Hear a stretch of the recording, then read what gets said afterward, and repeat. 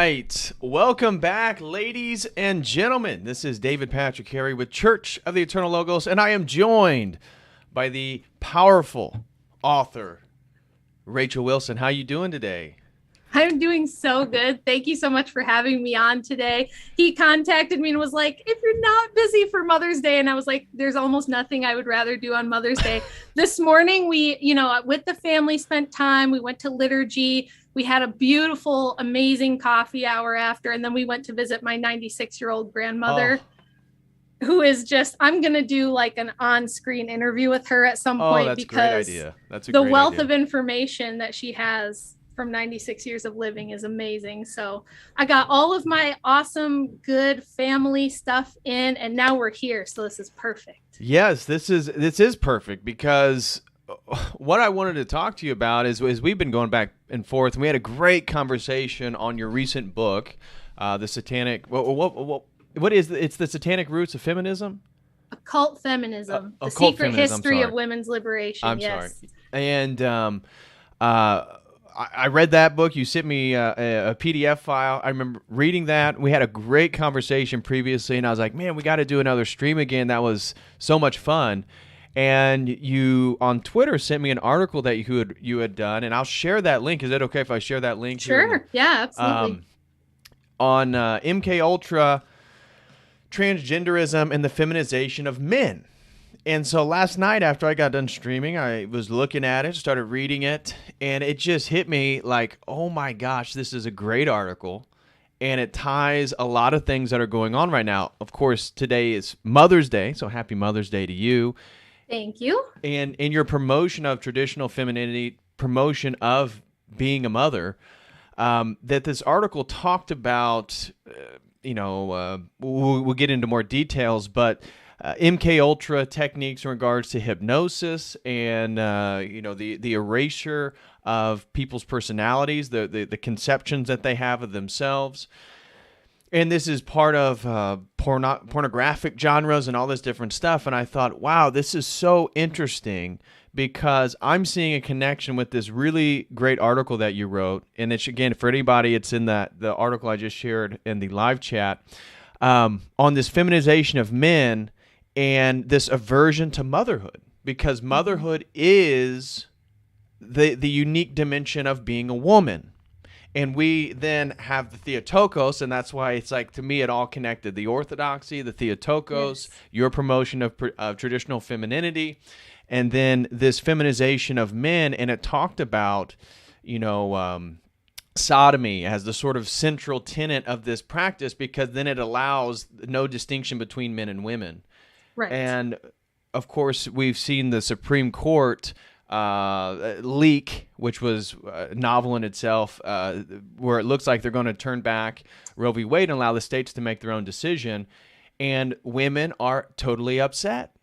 And yes, it's like, what is going on? And it's this new femininity that is actually hatred of being a mother, and the way women talk about how they don't like children or the derogatory things they say about kids. It's very eye-opening. And so that's why I was like, Rachel, I know this is super loud. It was like past midnight last night. Hey, if so happen you're free tomorrow, would you want to jump on and we can tie all these things together? And you were very gracious in giving me your time. So maybe to open up, sorry, that was a bit of a mouthful, but maybe to open up our conversation, talk about being a mother. How was being a mother transitioning and edifying in regards to your own development as a woman or understanding of being a woman? Yes, that's something I could talk about all day. It's very near and dear to me, as you know. And it's something that right now to even talk about can be a hot button issue, and people can get very emotional about it and very easily offended about it. We are the ethos that we're in right now is a very anti-natalist one. Yes, it has been for a while, but it's just ramping up like crazy. And you're right that it's all tied into this like transgender stuff and the LGBTQ plus whatever stuff. And it's a little bit tied in with the fact that, we've seen traditional Catholicism kind of wither and die. We've seen Protestantism kind of become this mushy, nobody knows what it is. It's just like a DIY religion now where we kind of allow everything. And because of that, we've kind of, Orthodoxy is really the only place that you hear of the Theotokos anymore. Right. And I was just telling Patrick before we came on, guys, that I wish I had been Orthodox when I was young and had a relationship with her. She is, she's basically like in the upper echelon of saints, maybe the top one. She is still alive. She is in heaven, and she is the new Ark of the Covenant that bore Christ and saved us through motherhood. And I saw Father John Whiteford post something from the Ecumenical Patriarch kind of giving room to allow abortion, because he said, well, an angel came to Mary and asked her permission to bear Christ, and she consented, and therefore we have to consent. And my immediate first thought was, but she did consent and therefore saved the world, right? She did not reject motherhood, and literally thank God she did not, and thank the blessed Theotokos that she did not reject motherhood, because where would we be had she done that?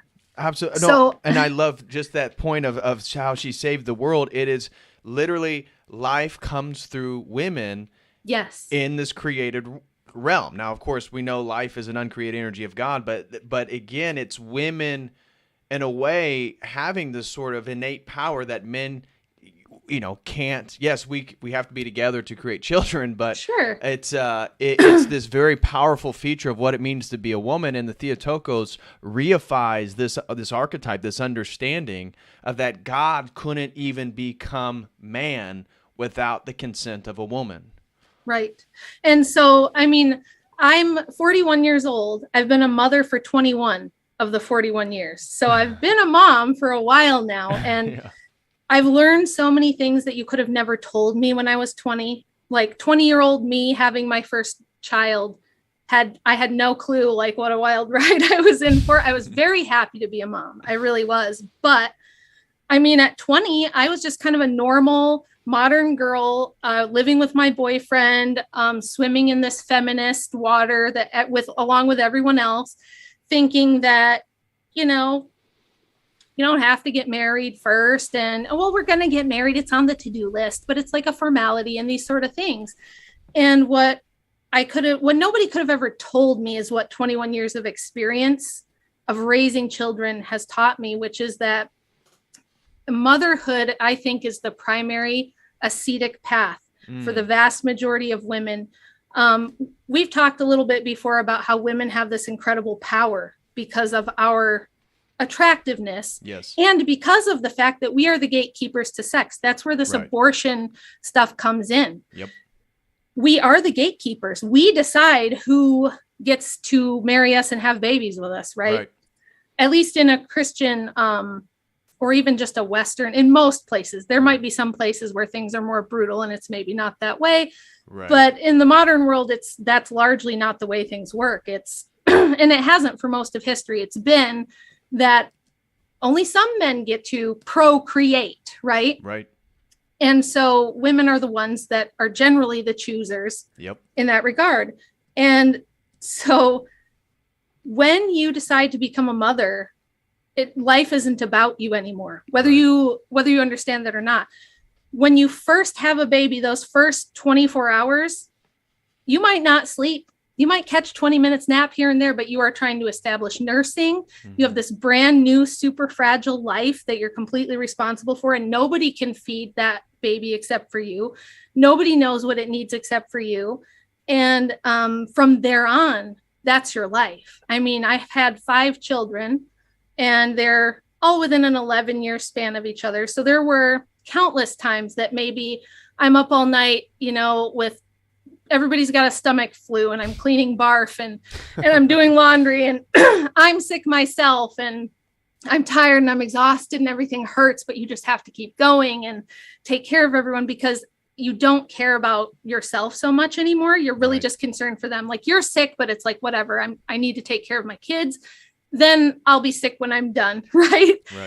And that's your life from that point forward. So 21 years in, it's like, I've given everything I have of myself to my children, but what that has done for me as a human being, to transform me, to align my will with the will of God, to teach me the meaning of self-sacrifice, and to temper my rebelliousness, because when I was 20, I was a typical rebellious, nobody's going to tell me nothing. I already know, and I'm going to do what I want. I was that way too. And it's like, you have this so much greater purpose that everything else just fades into the background. And I think if you're not going to become an ascetic, motherhood is the main path that's going to temper the rebelliousness of women, our passions, our emotions, and teach us how to submit, how to have discipline, how to do what God would ask of us first. And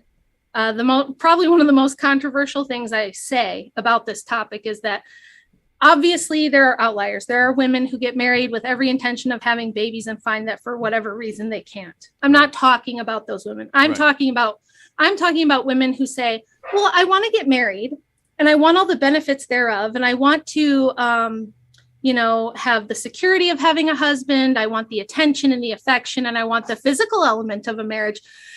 But motherhood's just not for me. You know what I mean? It's not for everyone. It's just not for me. And I just, no thanks. Thanks God, but no thanks. Yeah. And I see this as indicative of the general self-worship that is prevalent in our own society. It's in the Western world. And it's true for both men and women.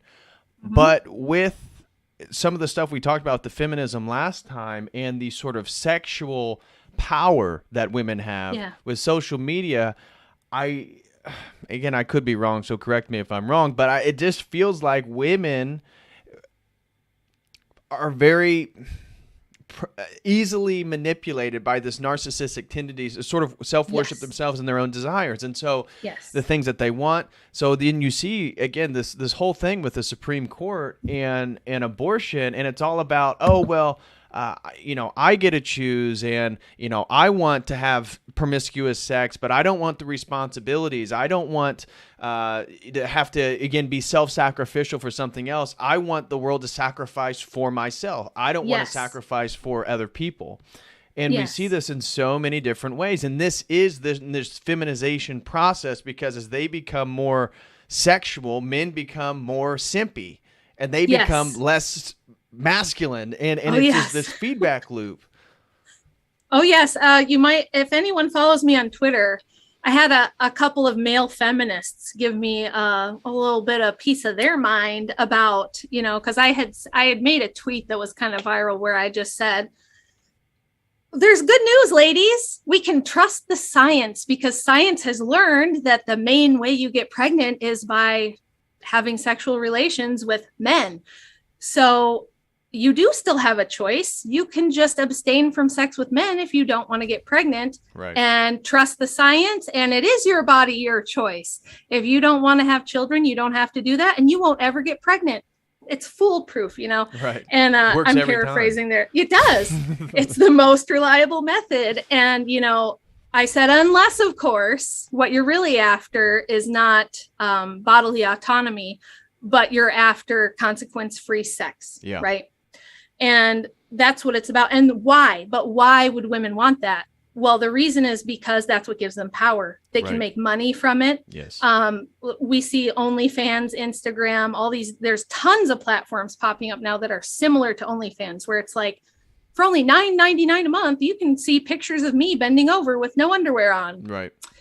And a lot of these girls do sex work and things like that. And it's become this liberation, right? Right. It's the idea, this was another tweet I had that made everybody mad, but it's the idea that if you make a sandwich at home for your husband who loves you, it's slavery. But if you go to Subway and make a sandwich for the public and pay taxes and get paid by a corporation, it's liberation. Right. This is such a perverted idea, but it's been so dominant in the mainstream now for decades, even a century, really, since this really started to take hold, that when I say those things, even women who would consider themselves more traditional or maybe Christian, or I'm not even talking about like the extreme left feminists, which a lot of them I'm never going to break through to, but the more reasonable women will find themselves wanting to immediately push back and go, well, but what about this? And what about that? And the whole attitude, like, ladies, when you hear me say something like that, if your first instinct, you feel this rebellion well up in you, where your first idea is to protest, to come up with an outlier situation, to come up with some kind of exception to this rule that I have, or that attitude and that mindset and that worldview should be your first clue that you're still very much under the influence of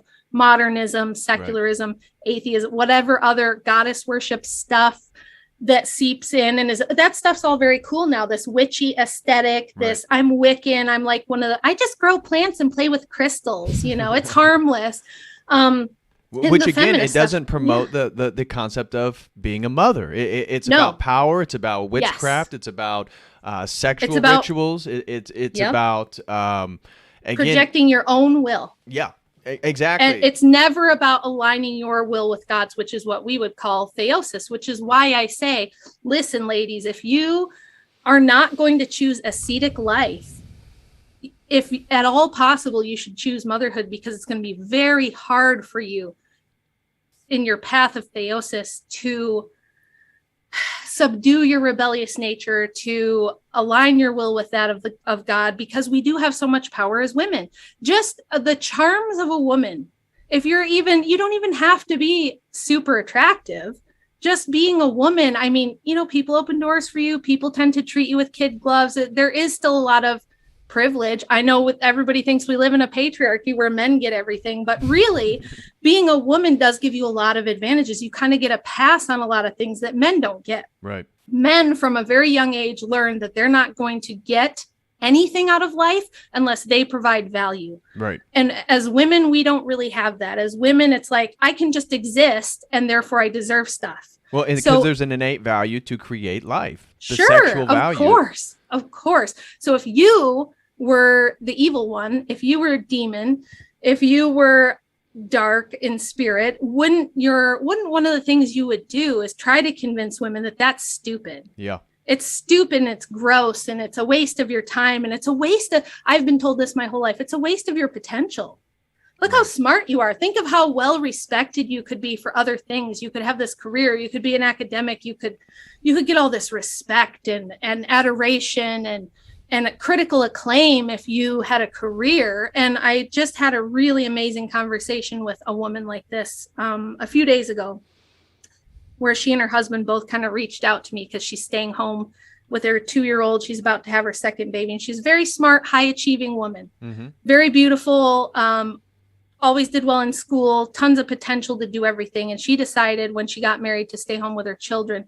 And she's got everybody in her ear trying to voice their concern, kind of concern trolling her about how she's going to regret this later. She's wasting her potential, that, there's so much she could do. Why would she just stay home with kids? I mean, it's just like, she's just going to lay on the couch and watch soap operas all day, and she needs to be doing more. And because this is something I told her that happened to me that I didn't realize until later, was that if you are a smart girl, you do good in school, you're good at sports, you're doing something where you have constant ways to measure progress and performance. The toughest thing about staying home with kids is that you don't really have that. Do you know what I mean? There's not like, you don't get grades, you don't get an employment review, you don't have an exam or anything where you can like measure visible progress. It's a long game. Motherhood is a long game. It took me 20 years practically to go, wow, look what I did. This is amazing. Like, for so many years, it kind of felt like, am I just spinning my wheels, or are they right? Did I waste my potential? Is it all going to come together at some point? Now that I have 2 children who are adults, of course I can see that progress. And so I always want to talk to young mothers, young women, and say, look, it's a long game. It's not always glamorous. You don't get that instant reward all the time. Of course, you have beautiful moments with your kids that are amazing, but you have tough days and tough times and long hauls as well. It's in the second half of your life that I think you really reap the reward of motherhood. I'm heading to where I'm going to get to be a grandma soon. And I am so excited for that. And I got beautiful cards from my daughters today, just, telling me how much they appreciate and love me. And so it is the most rewarding thing you could do. But when the whole world is shouting at you, telling you that you're wasting your life by choosing motherhood, even the most confident of us second guess ourselves sometimes. So I just wanted to say to all of you younger women, young moms, who some days you feel like it's a lot of laundry and dishes I'm doing. It's a lot of butt wiping and a lot of diaper changing. And, were they right? No, don't listen to them. It's a long game, and you don't get that time back. You don't get to do it over. So stick with it, hang in there, do your best as a mom, because it's going to be the most meaning that you could possibly have, and the ripple effect upon the future generations of you raising your children is just amazing. Once you get older, you get to sit back and watch it, and it's awesome. Well, and then that archetypal reality is again indicative of the Theotokos in Christ. Now, obviously, nobody else is going to give birth to God, but this idea of again aligning one's will with the will of God. Every woman who gets pregnant, that is God's will for them to be pregnant. Life itself is an uncreated that only comes from God. And so when women then have an abortion, they are saying no to God. Yes. They are saying no to life. And this is, again, I think, consistent with the overarching death cult that we see emerging around the world, that everything is about sterility. Everything is slowly moving people towards death, and we as Orthodox Christians look at this from a perspective of sin. And again, everything that isn't consistent with God's will is sin, and everything that is sin is moving us closer to death. And so the whole state of the world then is trying to get people to fall into these patterns of behavior that slowly deperson us, take the image of God out of us, and get us to then worship ourselves. This is, as I said before, the recapitulation of the Luciferian fall. And Lucifer, Satan, the devil, the evil one, knows how this story ends, and the goal is to take as many people with him as possible. Yeah, and the thing that we see is we see people who also know what the end is going to be of this. We see people who so like the OCA, the Orthodox Church in America, is expected to release a statement saying, you know, we don't believe that transgenderism is a thing. We don't think that my husband has, in his special way, his little saying, he says, Carl the soul fairy doesn't go around stuffing the wrong souls into the wrong bodies. That's not a thing. But the church much more eloquently said, we believe that the person is created holistically as a whole, that body, soul, mind, nous, are all inherent in the creation of a being. We don't believe there's a body and then a soul gets put in it and maybe it's the wrong one or something like that. And therefore, like we can't have in communion people who believe in this. So if you are living as a transgender, we want you in the church. The church is a hospital, but we want you to repent and we want you to be in communion so that you can participate in the energies of God and so that you can be part of the church. But the whole point of this, right? You were talking about, you know, personality erasure with this article that I wrote. Right. And it is this idea, and this is a very old idea. If you guys know anything about occultism, Gnosticism, things like that, even a lot of the Eastern religions, this idea of erasure of the ego, erasure of self, erasure of your personality. Well, think about that. What does that do? It's making you an empty vessel, and you have to ask for what? Right. Exactly. The Theotokos had to be, it was Mary as a person. Mary had to say yes, that it wasn't just this, oh, Mary's one with God, or Mary dissolves. And I just did a stream yesterday on the sort of spirituality of spirit manifestation and the law of attraction and all that different stuff. And it's consistent and indicative of the general trends of Eastern mysticism, but occultism or the New Age or the spiritual, not religious, where, you know, we just have to align with the cosmic abstract concept of God or divinity or consciousness or the universe, and somehow we have to realize that who we are is an illusion. And I see this as, again, getting people to give up the image of God in themselves so they actually do, in a way, become one with the sort of cosmic mind, but it's a fallen mind. It's a mind that, again, worships itself, whether it be spirit manifestation and Eckhart Tolle or Deepak Chopra or psychedelics. You know, I just did a members video on Connor Murphy.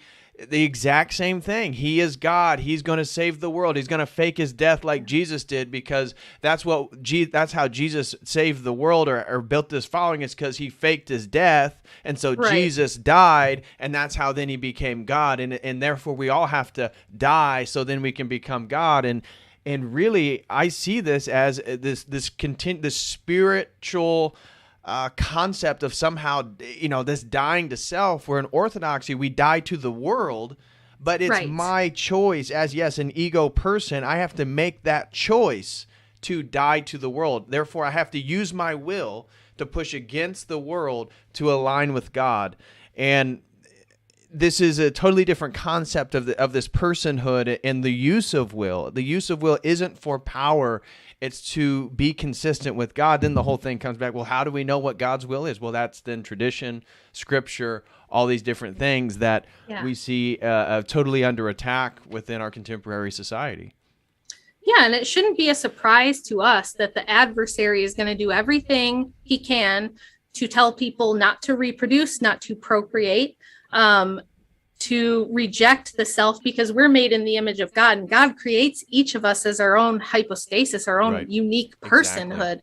And so, of course, the adversary wants us to reject all of that. Yes. Motherhood, your own unique personhood. And I'm already in the research stages of book number 2. I'm like up to here in it.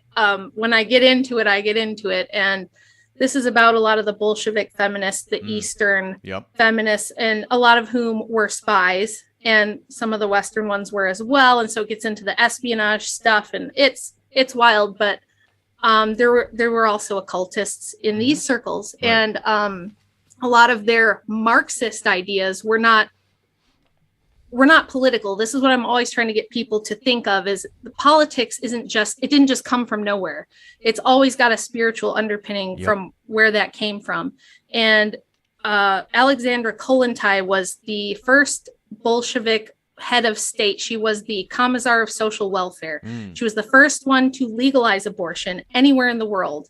In the Soviet Union, I think in 1919, right in there, and made it paid for in Russian state hospitals. And she saw women as labor units. And she said they need to reject romance. They need to reject marriage.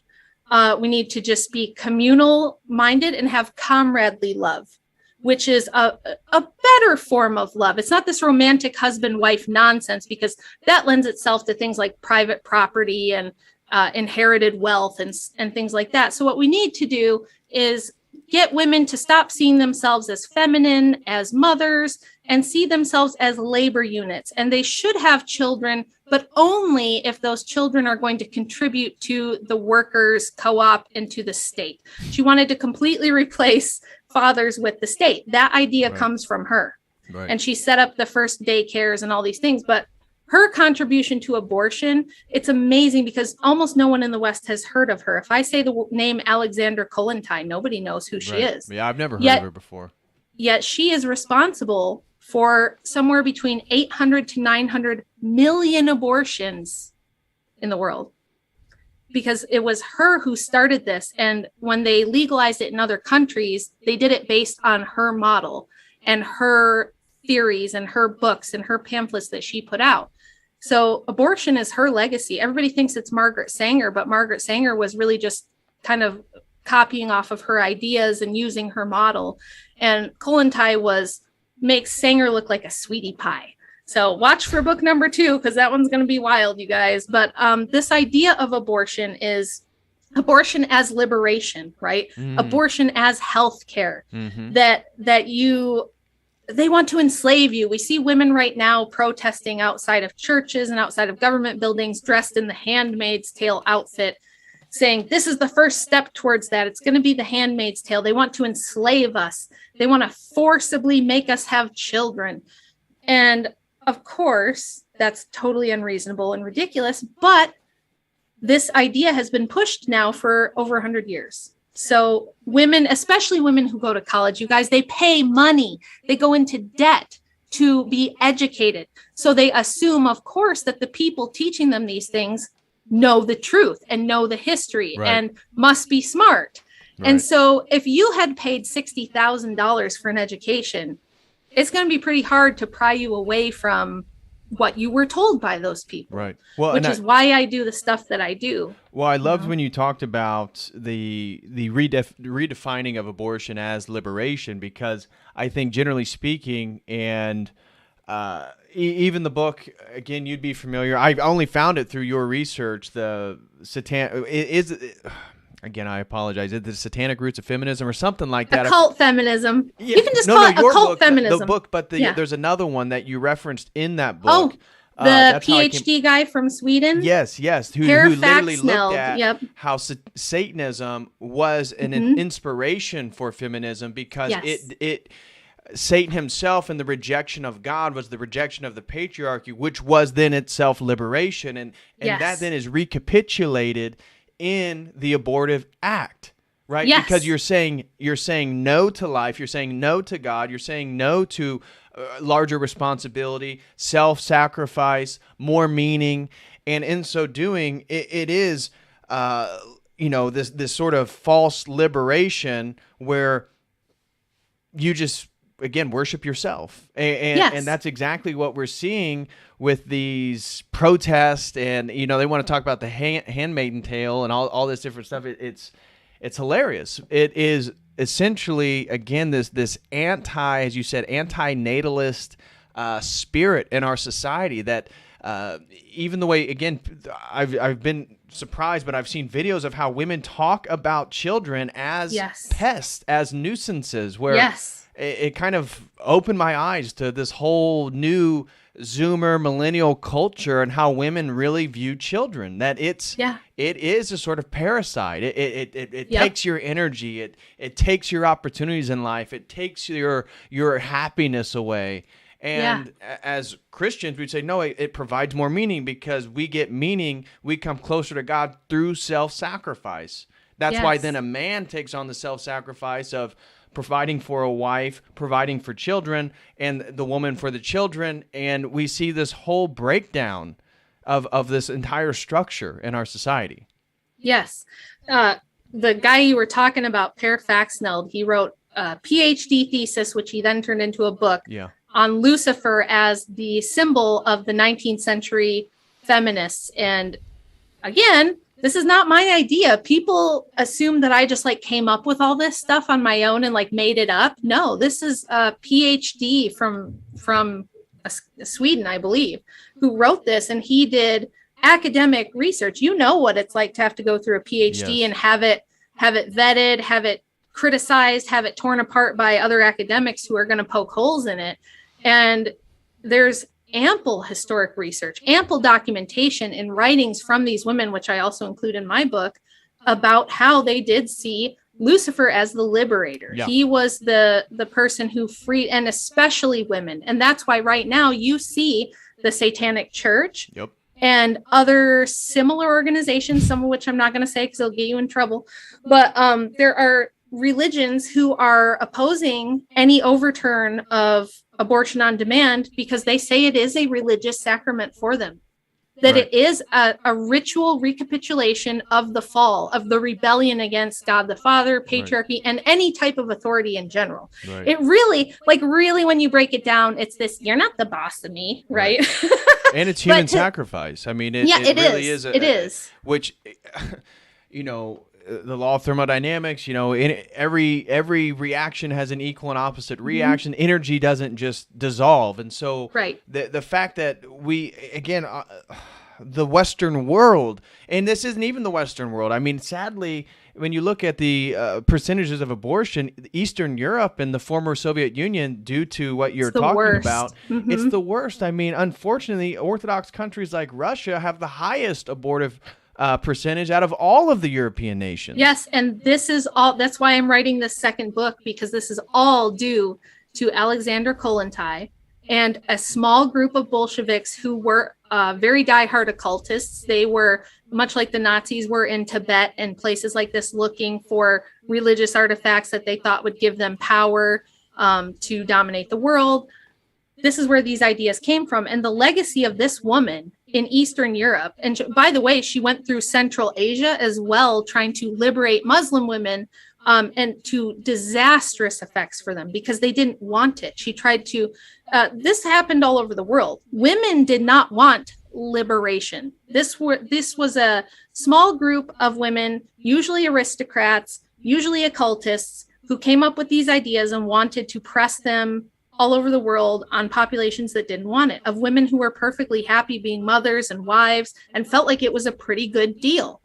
And they said, no, you're being silly, foolish, stupid, shallow, and you need to join the revolution. And this is what we're doing now. And they tried to foist this on Muslim women, and it had a horrible deleterious effects on them. It was terrible. If you want to know, like, well, I'll get into all that some other time because I could go on about it forever. But the legacy of this woman is all the former Soviet countries that were under the Bolsheviks first and Stalin later have the highest rates of abortion, have the highest rates of drug and alcohol abuse in women, have the highest rates of human trafficking, of prostitution, of mail order brides. I mean, life for women in these liberated places is horrible still to this day. And I mean, I remember watching the Berlin Wall come down on TV. I'm old enough that I remember that. Right. You would think that they're still trying to recover 30 years later from this legacy, and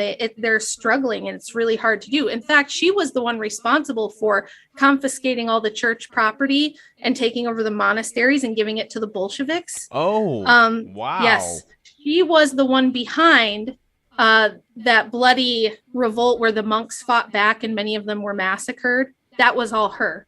So this spirit in women, I cannot tell you how destructive it can be, how evil it can be, because she was super influential. She was beautiful. She was charming. She was a great orator.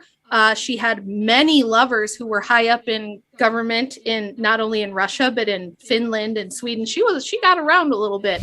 And so she used her sexual prowess, her influence, and her charm to spread this stuff around the world. I mean, and 100 years later, most of us in the West have never heard her name. Right. And she's the only one who escaped Stalin's purges later of the Bolsheviks, and historians have never been able to figure out why, but I think old Base Mom has got a good clue on that. So it's just amazing what one very rebellious anti-Christian woman can do to the world with her charm and her feminine wiles. You can't overstate it. And so when we're talking about stuff like motherhood and abortion and this idea that a lot of women, even women who would consider themselves more conservative, saying things like, I'm perfectly fulfilled without children. Right. I don't need children. I have a career, or I'm doing something else. But if you have a husband and you're engaging in marital relations with him and you're actively preventing motherhood, you are saying to God, thanks, but I've got a different plan for myself. Yeah. And whatever children you would intend to have born through me are not going to exist. Sorry, because I've got other ambitions. And I know that when I say that, there's going to be pushback. So I apologize in advance for the mean comments.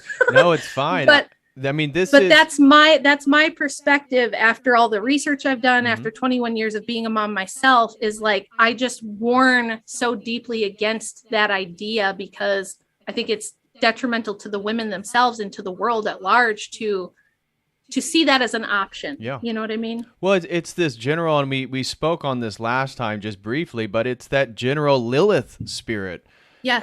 The spirit of Lilith, of sacrificing the children, not, again, being a bit more of a sexual item. And this is exactly going to lead into then our conversation with the MK Ultra and some of your research on the transgenderism and the feminization of men, because what is a woman when the sort of emphasis on motherhood and family is taken away, and it involves submission in both ways. So men have to submit to God and become masculine, good men, and there is a shortness of that as well. So I hear even some of the ortho ladies, complain about men, and to some degree, rightfully so. Men need to step their game up. Men need to become providers. Men need to realize, that they have to fulfill responsibility and they have to submit to God. But then also we have the women, and the women need to find men worthy to submit to then build these families. And so this, which then begins with the submission to God. But this transition of the focus of women, when women aren't mothers, they're just sexual items, and so then the sexual item, it then influences men, because then they only look at women for pleasure, which then we see in the music, the promotion of, the stripper or the prostitute or the porn star, somehow now being like high quality items people like are desirous over. Like, what, I don't even know when did this happen? And it's this OnlyFans girl. It's just that the woman then is overly sexual, and she gets her femininity by the domination she gets by controlling men, but then men by sexually dominating her. Mm-hmm. And so it's like this weird feedback loop where then the men, they dominate her sexually, and that's how they get their kicks. And then she is actually in control by their inability to control their own sexual desires. And this then leads into...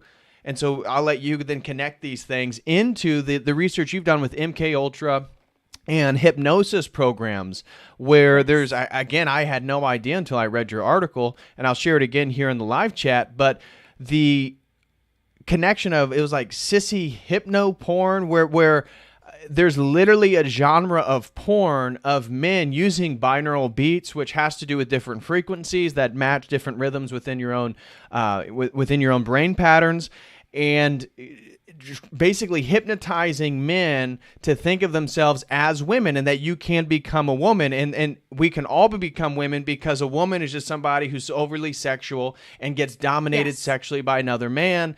And this is then, in your article, you pointed out one of these people that were then transitioned due to some of this stuff talked about how, a body part common to both male and females that can be used for penetration is then the focus of this whole thing. And so this overemphasis on the anus in certain ways is then the basis of how then men and women are being blended into the same thing. And that then, a transgender woman, a man who thinks he's a woman, he can be just as much as a woman, because all he has to do is be overly sexual, present, again, the simplification of men, present himself with fake boobs, fake lips, facelifts, and all this different stuff that then stimulate the primal urges of a man.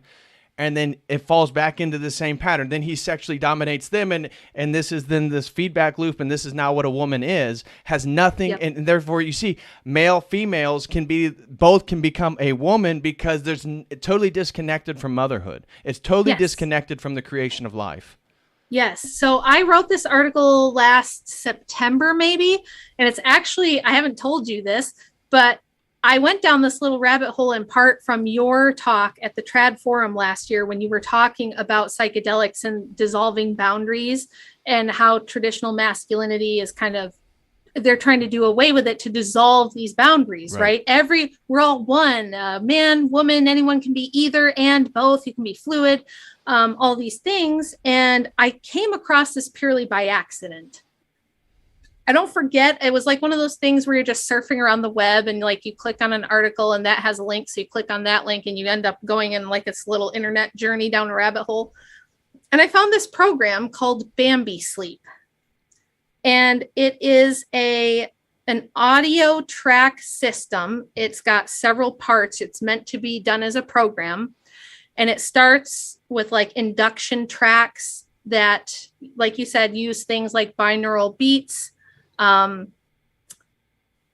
types of audio stimulation, mantras, repetitive mantras, things, to get you into a certain mindset, to make you open to suggestion. And then it slowly gets deeper and deeper into programming. And the point of it is to bimbify somebody. So if you guys haven't heard of bimbofication, now this is some of this stuff, I will say it's a little dark. It's pretty creepy. So try to bear with us. We're going to try to make it as palatable as we can. But I think it's very important, because I'm going to explain just how big of an impact this has and that people don't know. Right. So these programs you're supposed to intentionally get yourself into a state where you are open to suggestion.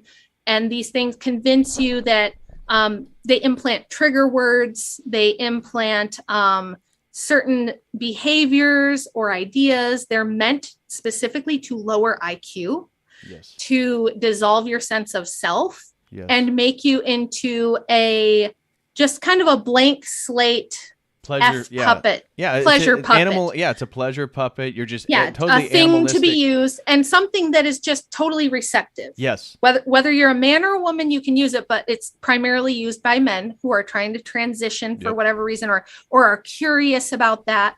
And here's what happens. The way that people find these is, we all know how easy it is to get into porn and porn addiction. I think probably a lot of people, if you haven't seen like John Doyle's video on porn addiction and what it can do, he's got a great video on that. There's a lot of people who have talked about this, but porn is highly addictive. And it's a stimulus that the more you use it, the more weirder and crazier, and you have to push the boundaries more and more to get the same effect. To get the same dopamine release. Yes. So what ends up happening, transgender porn is one of the top searches now. Yeah. It's one of the top things out there.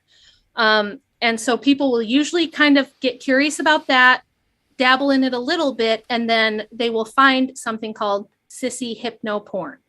And this is similar to this program I was talking about, where they'll show clips of pornography. They'll show men submitting to other men dressed as women. And there will be loops of audio tracks that will say, "You've always been a woman," or you've always been a woman, haven't you? And even these tracks will say things like, women will never want you. You watch women going on dates with all these alphas, and you're never going to get a woman. Right. So if you ever want to have sex, you're going to have to become a woman. Right. You've always really been one anyway. And it's like this suggestive stuff, and it's got binaural beats. It's got specific clips meant to like influence and reinforce this stuff. And once you get into that, it sends you to these really insidious programs. Now, here's where the research I did comes in. You cannot find who produces these and who's behind them. Right. And they are extremely high quality things. These programs are extremely high quality. They are not just thrown together by some rando on the internet at all.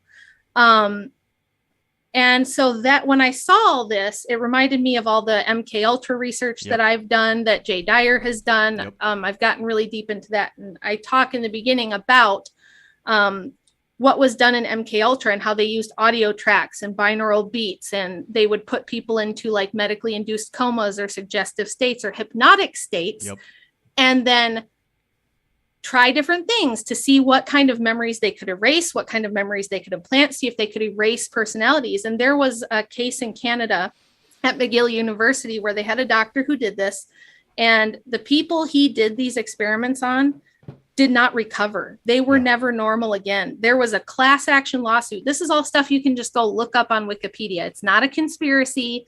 Again, it's not me being weird and coming up with crazy stuff. It's public information. There was a class action lawsuit with dozens of families who got financial compensation because they would send somebody in for something simple, like maybe some postnatal depression or just basic depression or something, to get treatment, and their loved one would end up in a psych ward for a few months getting these experiments run, and they were all funded by the CIA, MK Ultra umbrella programs. And these people, when they got out, some of them were no longer potty trained. They were sucking their thumb. They didn't know their parents. They didn't know their names. They were missing entire chunks of memory. Some of them were disabled permanently from this. So we know that this stuff works, unfortunately. And so when I saw it being incorporated into transgender pornography and programs that are designed to help people transition, because there are YouTube channels right here on YouTube with transgender people who will push this and say, go use this. I used this to help my transition, and now I'm really a woman. Like it really helped me cross that bridge. So now that I truly feel like my identity is female. And at the end of these, so once you get to the end of these programs, it will say, well, look, now mentally you feel like a woman, you are a woman on the inside, but you need to make your outsides match, and you need to fulfill the transition, and it's going to be very expensive. And one of the things that the program suggests you do is enter sex work as a means of paying for the surgeries, the facial treatments, the wardrobe, and all these other things. So it's used to promote sex work. It's used to promote transgenderism. And there's a feminist, I'm not a feminist, but she's a TERF feminist, who's kind of anti-trans, named Genevieve Glick, and she's really sounded the alarm bells about the fact that this is now being used to promote sex work as like, not only should it be legal, but it should have benefits. You should have unions. It should be considered like a perfectly legitimate form of employment. And at the same time, we see people trying to lower age of consent or make arguments that children can consent to such things. So these things are all tied together. It's all part of a plan. And if you read the article, I really draw the strings together in a way that you can see what they're trying to do here with this. And some of it we honestly can't like really talk about here because it's YouTube.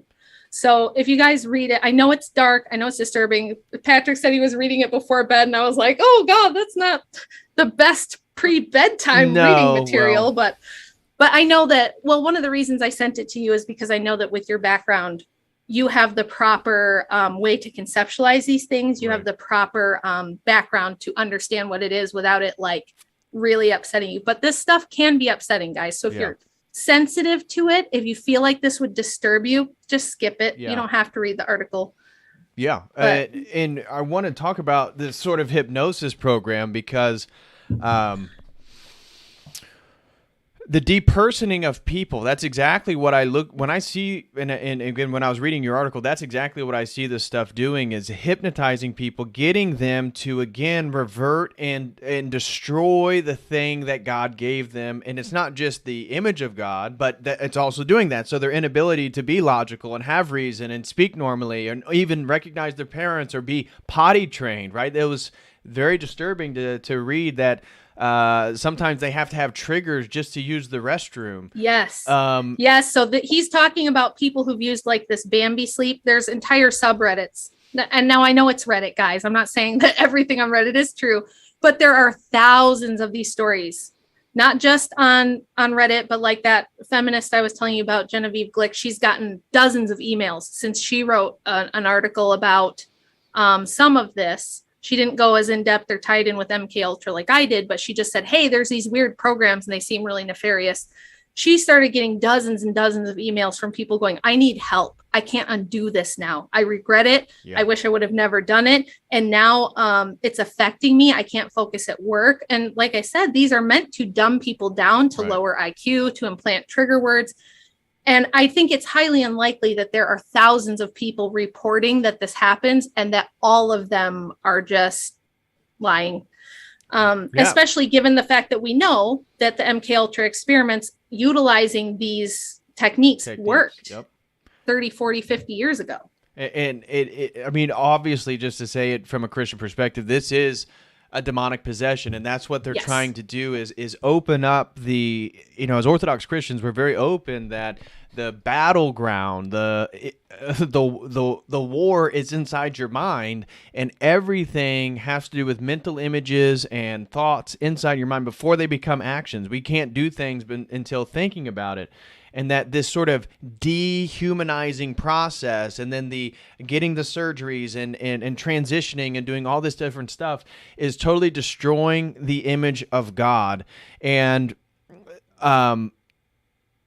getting people to become more suggestible. When I was into magic before I eventually found orthodoxy and got myself out of that. But if you're going to do sigil magic, one of the ways in which you charge the sigil is to masturbate, and upon orgasm, then look at the symbol, which then is it is an intention. It is a desire that is now just a symbol. It sort of represents this ethereal desire that you have, that you've made manifest, that you've concretized into 2 dimensions by writing it down and creating a symbol.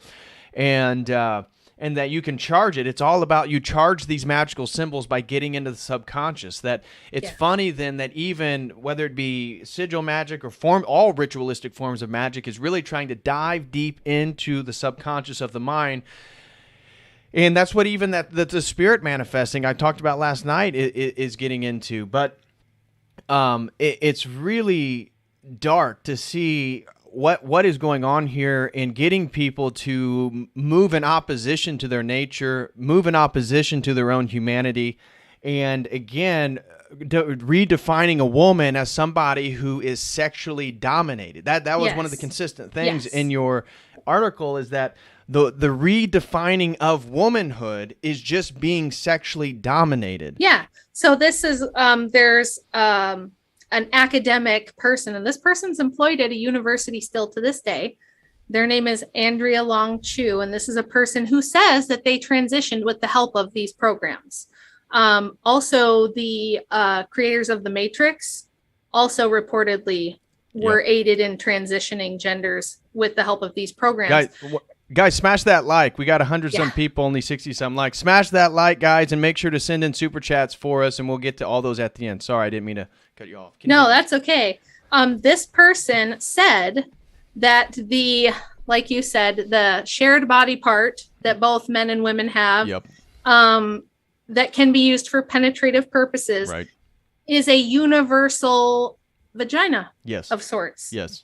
And that's where this idea of separating sexual act from procreation, separating motherhood from womanhood, separating gender altogether, and making, this person's quote was, "To be female is to be FUC." Yeah. Whatever. Yeah. That was their quote from this person, that the definition of being a female is to be that, to be dominated sexually. And the thing that we need to remember is that the whole purpose here is to get people to open themselves to what, right? You said to possession. What? Yeah, to that's possession. what it is. Clearly. And it should also be said that at the beginning of the coffee thing, the thing that makes people cough, that shut down everything in 2020, at the beginning of that, a lot of people might already know that Pornhub and a lot of the, basically all the porn companies offered free pornography to people around the world for the first month or several months, depending on the company. Right. All those people who were trapped on cruise ships for weeks, they gave them free porn. Right. Well, and I want to trap everybody in your house, give everybody free pornography, and then slide these little programs in there. And when you dive deep into the MK Ultra or any sort of the mind programming, the first thing is you have to traumatize the personality structure that's within the psyche. And so you have to create trauma. And that's what even I've talked about, that the entire 2020 and the pandemic was a ritualistic activity to traumatize people. And that's why people are still wearing masks. That's why people are doing the irrational behavior, because they've broken the psyche in a certain way. Now, yes, Joe Schmo's still Joe Schmo. And yeah, it's not to the degrees that he doesn't know who he is or he doesn't remember his family. Yeah, he's still that person. But trauma-based mind control, trauma is the basis for mind control. Yes. You have to traumatize the psyche and begin to shatter it into different parts. And that's exactly what the COOF was. And then you see the COOF, and then you see some of your research with the sissy hypno porn and all this stuff. And then the trans issues and even the searches for trans pornography absolutely skyrocket after the pandemic. Because this is part of a larger ritualistic mind control operation that, again, you can point to the CIA, the Rockefeller Foundation, all the, but this is really about a spiritual battle. Yes. And that's what it fundamentally, and that's how it operates at such a large scale that there's compartments and players and people doing research and pulling strings here or there and creating different platforms and doing that. But this is a spiritual reality. And so it's opening people up to be spiritually possessed so that these entities can have bodies within space and time to implement this larger agenda. Yes. And I've had some people call me conspiracy, like my last modern day debate that I did, which had nothing really to do with any of this kind of stuff. It was purely a political debate, but there was people in the chat going, "Oh, Rachel's sad because she didn't get to spurg about conspiracies for 2 hours straight." But what people don't understand if you haven't researched conspiracies, because the normie thing that people will first say is, "Well, just think about how many people would have to be in on it." Right. And what you just said is what explains that. It's not that there's a bunch of people who are in on the plan and they all know about it. It's that there are the same, and like, how could they be doing this over the course of hundreds of years or thousands of years? Because it's the same spiritual entities and the same spirits behind it. That's how you see the continuity in these things Right. over hundreds of years, thousands of years, or decades, or whatever it Right. is. It's really not about politics or Rockefellers. These are just, whether it's the CIA or the Jesuits or the Rockefellers or whatever group, you want to point to. Freemasons, Yeah. whoever it is, they all are just working for the same boss, essentially. Right. So that's how you see the continuity. So, I mean, for people who want to push back and be like, oh, she's a Looney Tunes conspiracy theorist, she's really reaching, she's trying to tie together things that don't go together. I think I do a good job of demonstrating that they are tied together in the article, but if you want to know how this could be possible, that's how it's possible. All political battles and political issues and social issues are really spiritual ones. Right. No, and that's why, again, I wanted to begin this conversation celebrating Mother's Day, celebrating the Theotokos, to then bring all this stuff back into context, because it is a spiritual battle. It is about saying yes to God or saying no to God. The Theotokos said yes. Femininity that becomes a mother says yes. You know, and we're looking at the world, and again, and so I've been trying to think about what exactly is the larger play here with the Roe v. Wade issue in the Supreme Court. And one of the things that have come to mind is it's going to redefine the narrative for the 2020 election. And so, it is positive. Yes, we're seeing great, as Christians, as traditional Christians, we're seeing great progress regarding the states that are now getting ready to move in their own direction in opposition to laws that have existed since the 70s. But what this does is the political structure itself, those that are in power right now, the Democratic Party, I mean, whoever, I mean, there's no distinction between Con Inc. and all this. It's all the same thing. But the lack of support, the lack of followers for the Biden administration or whatever, and the real issues of the lockdowns, and look at the Pfizer data, look at what's coming out regarding all this different stuff, that's being pushed off to the side. And what's being brought into everybody's focus is the polarizing issue of abortion. And they're gonna take us back to the Stone Age, or no, this is great, you know, I'm a Christian and we gotta, you know, it is a demonic ritual, but it's such a polarizing issue that it allows a very unpopular political party to totally reshape the narrative of the 2020 election 2022 election coming up, to get more people out to vote, to galvanize that support that it really needs, because based on the way the things are going, it's not going to happen. Yeah, when this came out and it was a leak, I've just been having a banner couple weeks on Twitter. Let me tell you, I don't know why I don't know why I do this to myself. Like when Elon Musk took over and everybody was like, "Yes, we have a based new leader and he's going to fix everything." I was like, "Oh, not this again. Not that we have a new guy and he's going to save everybody and fix everything." Right. I was like, no. Neuralink and all this other stuff, and his girlfriend and all, like, guys, come on, be cautious and use your critical thinking skills and think about this for a second. It's the same thing with the Roe v. Wade decision being leaked. Right. Okay. It was leaked, which tells you there was a purpose, which tells you they wanted to use this for something. Right. And why now? Why now suddenly? Right. Did these justices why not just during go, the Trump administration? Yeah. Why not any time over the last decade? Because most of them have been there for a long time. There's only a few that are a couple of them. And even Ruth Bader Ginsburg was talking about the shakiness of the legal ground that the federal precedent was on. Mm-hmm. Yeah. So it's like, I know there's more going on here. And a lot of times all of the intentions behind this stuff doesn't become clear until there's hindsight. But I think that the geopolitical conflicts that are going on, the COOF, the transgender stuff, that all of these things, to me, I see them all kind of connected together. It's a lot of the same players behind it.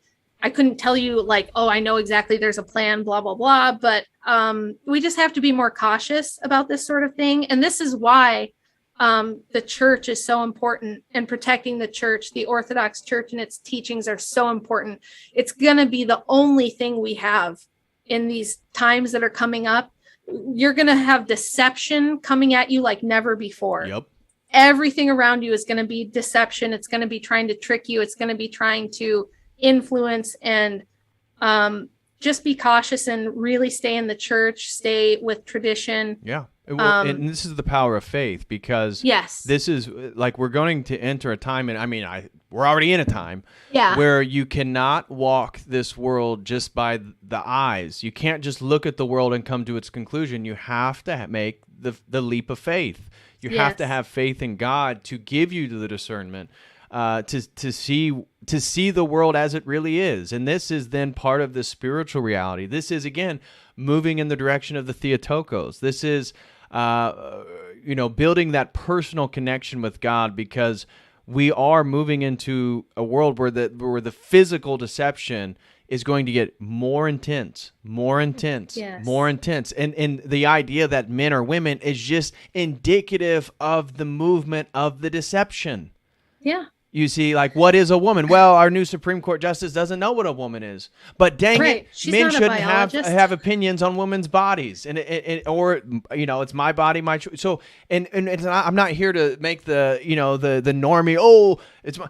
Yeah, we get it, but this whole structure is against the foul logocentrism. It's against the masculine logocentric, meaning Christ-centric worldview paradigm, and therefore it's not in favor of being logical. It's not supposed to be rational. It's supposed to be emotional. It's supposed to be sensual, and it's supposed to be about seeking pleasure and happiness, because that is the carrot, as we're all donkeys, leading everybody into, again, that spiritual reality is how everybody's working on the same plan, the same agenda, bringing all these different things into focus. Why is it? Well, and then you look at the commercials and the transgender, they don't want to upset the mental programming of, again, if this is an MK Ultra experiment, if this is a sort of mind control, the redefining of everything is to not get people so emotionally stimulated that it may break them out of the program.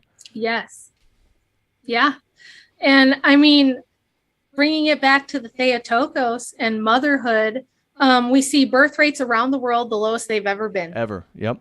And this is celebrated by our leaders. Oh, yeah. And we know there's been a depopulation agenda for a long time. Yeah, for over a century. There's over a century. You can go back to Lord Birkenhead, which I loved when Tristan and Jay started talking about that a couple of years ago, because I had found that back in 2009, because I still wasn't even back in Michigan yet. So it had to be 2008, 2009.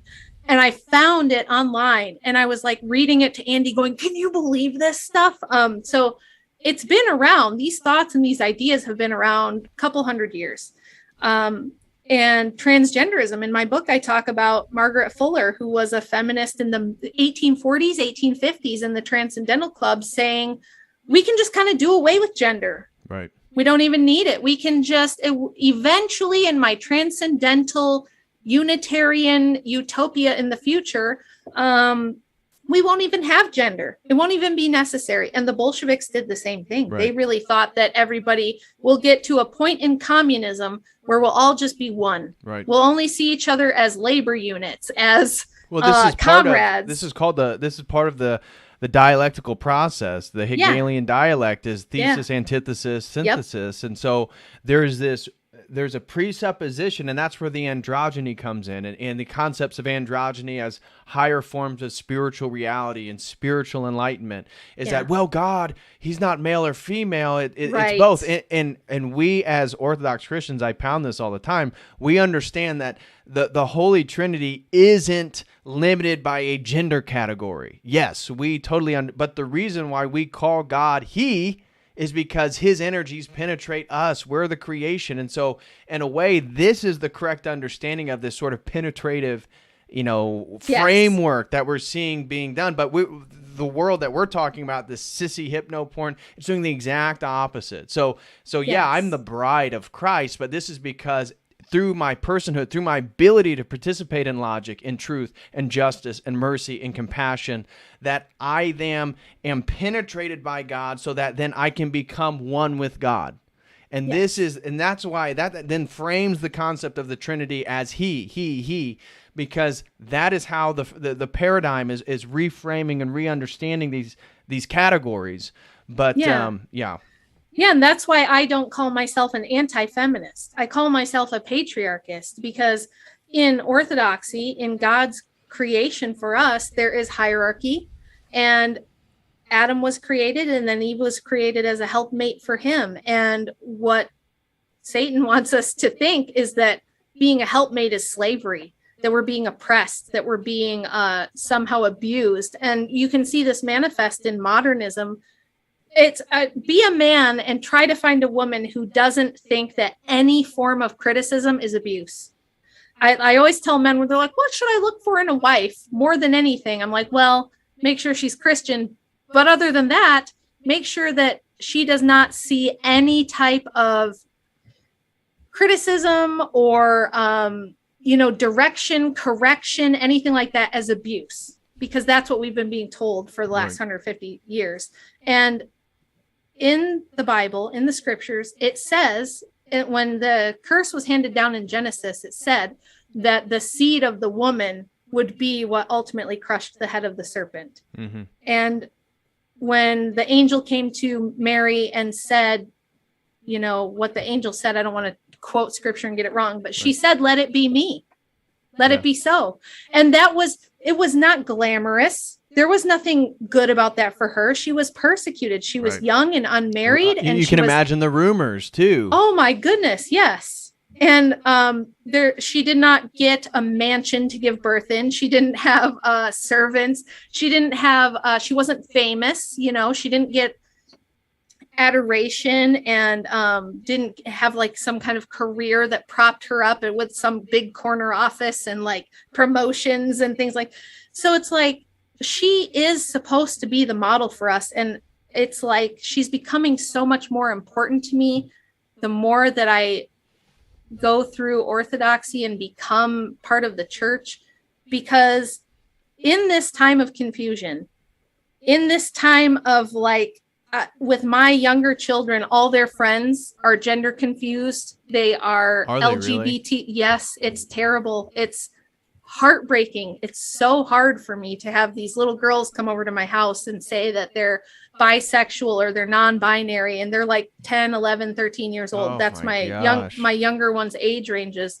One of them that was just over was telling us all about paganism and how Mother Nature created the earth and Hades rules the underworld, and how she has an all-seeing eye bracelet that her mother and aunt, who live together with no men, it's just the mom and the aunt and a bunch of kids, and they teach her how to say like prayers for protection to the all-seeing eye. And my poor kids are like, and we're not in San Francisco, you guys, we're in rural Midwest. Yeah. And these kids think they're non-binary or think they're bisexual, and they have no way of even understanding what that means. It's just ubiquitous in social media and Disney now. Anything of social media, it's everywhere. But even if they're just watching Blue's Clues, they're going to watch the Pride Festival on Blue's Clues on Nickelodeon. And drag queens. So yes, everywhere. So it's like 20 years ago, you could say, well, if you don't like it, change the channel. But you can't do that anymore. No. You would have to go full Amish and like hide them from the world. Right. So instead, like people ask me, because this is one of the big fears, the antinatalists tell everybody, why would you want to raise children in a world like this? They're going to be poor and they're going to have struggle and it's going to be hard. And why would you bring children into such an awful world? And there's climate change and everything's going to be underwater. And it's like, first of all, God promises us hope. So don't listen to any of that. Right.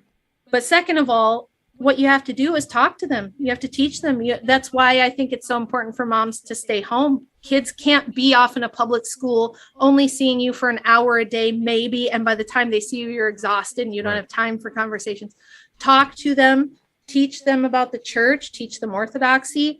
And then as they experience the world more and more as they get older, you contextualize these things, you explain these things, you help them to understand it. My 13-year-old gave her pagan friend a bunch of literature from church. I didn't even know she had done this. She got like all the pamphlets and everything to give to her friend and asked her to read them. I know, see, I'm getting all emotional, but it's Mother's Day, so that's going to happen. But you can see this happening when you are a mother and you put in all this time and you think, is it going to work? Are they going to choose the good path? Are they going to go the right way? Right. And you're worried. But if you're there and you're modeling it as best you can. No parents are perfect. You're going to screw up. I screwed up. I've screwed up plenty. But keep them in the church, show them the love that they need, and they will do what they're supposed to do. They will be the good in the world. This is why it's so important for women not to reject motherhood. You've got to have children. You've got to produce people who are going to go into the world and make it good, and who are going to be in the world following God's will. It's so important. Right. Don't listen to these people who say children are gross, they'll ruin your figure, it's too hard, it's too expensive, what if you get a divorce? Like, the world just puts all these doubts in your mind. Don't listen, because it's what you're here to do as a woman. Right. And it's going to be crucial for you in your own development, but even more so for the future generations and for what this world is going to look like in 100 years.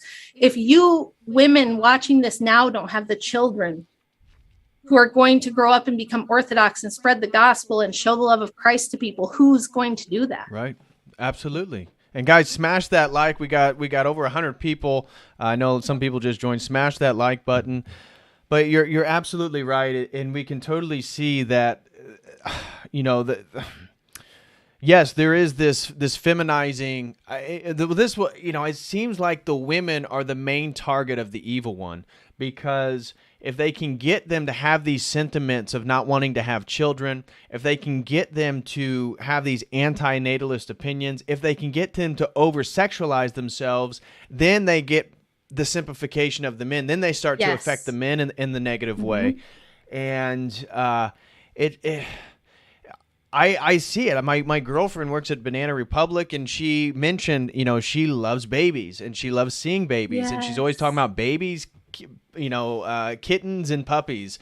And she was talking to her manager about having babies and getting married, and I was appalled by, and she was too, by the majority of the women working there in the 30s and 20s. Basically all of them saying, oh my gosh, no, children are gross. They're basically parasites. No, I definitely don't want to have a children. I want to have a career, or I want to travel, or I want to do X, Y, Z. And the whole idea of getting married young or having children was like a taboo. Like, you're going to destroy your life. Why would you do that? And it's like, what are you, some kind of weirdo? Yeah. Ew. And I imagine just as, again, the idea of your daughter trying to help her friend touches your heart, because the children, this idea of life, giving, saying yes to God, creating life, and then trying to nurture that life and steer that life and lead that life in the right direction. It's the most meaningful thing you could do. What else could you do? And in fact, that's the most important way that you could leave an imprint on the world after you die. Exactly. It's more so than the books I write or anything that's done. It's the actual people. It's the actual people that are left. And we see as our societies move further and further and further away from God, further away from tradition, they move further away from any sort of venerative or appreciation for life itself. And it's so sad to see. It's absolutely appalling to see. Well, it was wonderful because her friend said to her before she left, because she came and stayed the night, and they have some pretty deep conversations for 13-year-olds. And my daughter had given her these things about, like, what is the church? A couple of them she gave her, like, one on church history and one on who is Christ, and a couple of them. You guys have probably seen those. They're in a lot of Orthodox churches, the little, like, basic informational pamphlets. And she was like, well, I think that you would think this is super interesting, and I know you like to read, so you should read these and, like, tell me what you think. And she was like, okay, like, I guess, and just put them in her backpack. And then before she left, she was like, I don't know why, but I just really like being here. I just like being at your house. It's just like a nice place to be. And I was so happy that she felt that way, and that she'll come back, and that, it's not like we're trying to, brainwash her or anything, but it's like, she doesn't have a great home life. Right. And she comes to our house and feels like this peace and security and comfort that my kids have always known, because it's a privileged life to live as a child now, to have two married parents, a mom who stays home with you, they're to absolute rarity. And Yeah. and I wanted to connect with this process of being a mother and a father, but in being a parent is again a sort of recapitulation of the relationship of the Trinity to us ourselves. Like God created life so that it could, through its own free will, which is made in the Trinity's image, that it could choose God. And so you as a parent then that are trying to steer them to see a child choose God, to see a child reappreciate you and love you. And again, then so it's Mother's Day, getting a card from your children and say, Mom, thanks for everything you do. I really love you. I really, really appreciate it. That what could be more meaningful? That it's so meaningful that's why God created the world. That's why God created us in the first place. Yes, exactly. That's exactly true. And it's so important. And I think it's like we miss the purpose sometimes. We like to get into theological debates about who's right about what doctrine and stuff, but it's like, that was the purpose. God created us. Like at liturgy this morning, when the priest says that he loves mankind, he loves man as much as he loves mankind. God loves mankind. Right. He loves us. He would not, if bearing children was bad for women, we wouldn't have been designed for it. We were designed for it. The Theotokos she's our ark. She's our symbol for this. She's our example. She's our everything. If you're a woman, you should be developing your relationship with her. You should be praying for her intercessions and looking at her as an example. I mean, she's the most holy Theotokos. Imagine when you are pregnant, you are sharing your blood supply with your child. Imagine being the Theotokos, having Christ himself in your womb, and you're sharing your blood with him. Imagine the holiness that must have come on her for carrying him for 9 months. Right. And we get that too. I mean, we're not carrying Christ, but we're carrying a human being that's made in the image of God. Right. And if you embrace the sacrifice of motherhood, if you embrace the trials of it and the hardships of it, rather than running from it or looking for relief from it, it's something that's hard to explain. You might not understand what I'm talking about now, but if you do that, you later in your life will totally get it. You will understand what that was about. You will understand how that edified you. You'll understand what that did for you. And what an important thing it is in the world to be a mother, and what a gift it is. It's a gift. Like my dad made a comment to me recently about well, you don't always have to be doing everything for everyone else. You should think about yourself sometimes. And this is what we tell women. Some of these memes that you see, right, with you have to fill your cup first before you can help other people. You have to take care of yourself first. You need to take care of yourself. You're a goddess. You're a goddess. You're a queen, and you need to take care of yourself first. And it's I tried that. I tried that in my teens and 20s. It did not work out for me. I was not taken care of by taking care of myself first. Right. Only when I decided my family was worth giving everything for, and I decided to put my husband first and take care of him first, put my children first and take care of them, experience all this love and well-being and peace and spiritual well-being, and life just started to get better. And that's not what the world tells you. I mean, we grow up being bombarded with messages that tell us to do the opposite. And it's only when you kind of have that faith, you take the leap of faith and you give up all that pretense, the self-worship, the I have to take care of me first. I need to do what's right for me first. And you say, no, I'm going to dedicate myself in service to the people I love. And I hope that by the time I leave this world, that I am exhausted of everything I have to give them. Right. That's my hope for myself. That's what I want for my life, is that I've given everything I can give to the people I love and the people in my life, and that just I can make it better for them. Right. That's what ultimately has made me happy and given me peace and made my life good and provided me with well-being, and ultimately led me to the church. So don't listen to the world. Don't listen to feminists. Don't listen to the antinatalists. Don't listen to the people who tell you you must go to college and you have to have a career or you're nothing, because there's no career that compares to motherhood. Absolutely, and there's nothing more important. And again, as you said, we'll conclude this and then jump into the super chats. We see that people are giving up the concept of a father or the guardian or the parent, one, God, two, actual parents, in favor of the state, in favor of these structures of power. And we know, again, the power of this world and who's running. The evil one is the one that has the power. And we then see that people are literally choosing, they're substituting God, they're substituting their own parents, they're substituting themselves becoming responsible and independent for the state. And so whether it be UBI, whether it be the socialist understandings, whether it be communism, whether it be fascism, even, whatever it is, these overexpansions of government, it's all the same process of redefining who is the ultimate authority, right? Yeah. What is the ultimate source of authority? And for us, it's God. And then from God, it's the man and then the woman, and then it's the parents over the children. And we see this total breakdown in authority where now the kids rule the parents, and the parents are too interested in their own desires that they'll pacify them with iPads and drugs, Adderall, whatever Snacks. It is, just to pacify the children, as opposed to becoming an authority, putting them in their place. No, this is going to be how it's going to be run here.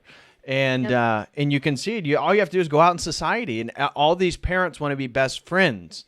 They want to be friends with their kids. They don't want to be parents. But as I grew up, that was part of my maturation. I remember getting in college, in my undergraduate, the first semester in college, I was with all these people, and you're drinking, you're going to parties. But the first thing I noticed was how traumatized everybody was from their home life, and how thankful I was for my parents. The values, the discipline, the morals, all this different stuff that, again, at the time I didn't realize it, but once I got out into the world for the first time as going to undergraduate and then being around all these people, and I thought, oh my gosh, I'm so thankful for my parents. Like, again, married, stayed married, live in the same house that I grew up in. It's like, wow, the stability, the values, the authority, the love to actually steer and direct me. Yeah. My 21-year-old said the same thing. Like recently, she's moved away and she's doing her own thing, but she's like, Mom, the people I work with or the people I'm friends with, you wouldn't believe the stuff that they do. You wouldn't believe the stuff that's going on. She's like, I'm just so thankful. Like, I can't believe, how things are. And I'm just so thankful that, I had the childhood that I had. And I've said before, her childhood was not perfect. She's my oldest one. I screwed stuff up when she was little and spent every fiber of my being trying to correct that. And she, of course, now she's like, well, yeah, you did good. But for her, she's just like, I did have stability, like with my parents and with my life. I had direction and I knew about God, and I've got a good work ethic and I've got morals. And like, she's like, my friends she has talked 2 of her friends out of starting an OnlyFans. Oh, thank God. Yeah, for real. Like she's called me both times to be like, Mom, I just talked so-and-so off the ledge. She was about to start an OnlyFans, and I like walked her through the whole thing. Like, okay, but what about after this? And what about after that? And then what about 5 years from now? And what about 10 years from now? And why don't you do this instead? And to her, she's just like, how can they even consider such a thing? Right. You know what I mean? So even if you don't do parenting perfectly, guys, if you're giving it your best, your kids are going to be leaps and bounds ahead of a lot of other kids who unfortunately don't get that growing up. Absolutely. Well, Rachel, and they can be a light to other people as well. But you have to be a light unto them, and then God has to be the light unto you, right? So it's this continual trickle effect. Yeah, maybe. Yeah, trickle down grace in a way. Yes. No, I don't want to be. Actually, I don't want to say that. I don't want to say that. But this trickle down of authority, of true authority and true submission, and true light and true direction. Is that everybody's aimless and nobody has a direction, and therefore, just like the spirit manifestation, spirituality I talked about yesterday, the entire direction of how you align with God is through whether you're happy or not and whether you're being pleased or not. And if you're not, well, that means you have a negative vibration. You need to raise your vibration and you need to align with your desire. And so it's, again, it recapitulates the self-worship. There is no definitive direction, right or wrong. It's just your own truth and how you feel and how you vibrate. And that's exactly what then being a traditional Christian, being Orthodox, it gives you direction. It gives you a real structure to see and move through the world in the correct way. So, and that's, again, what could be more meaningful to you as a mother, to have a daughter who's also going out and doing the things that you think are the most important to actually help her friends.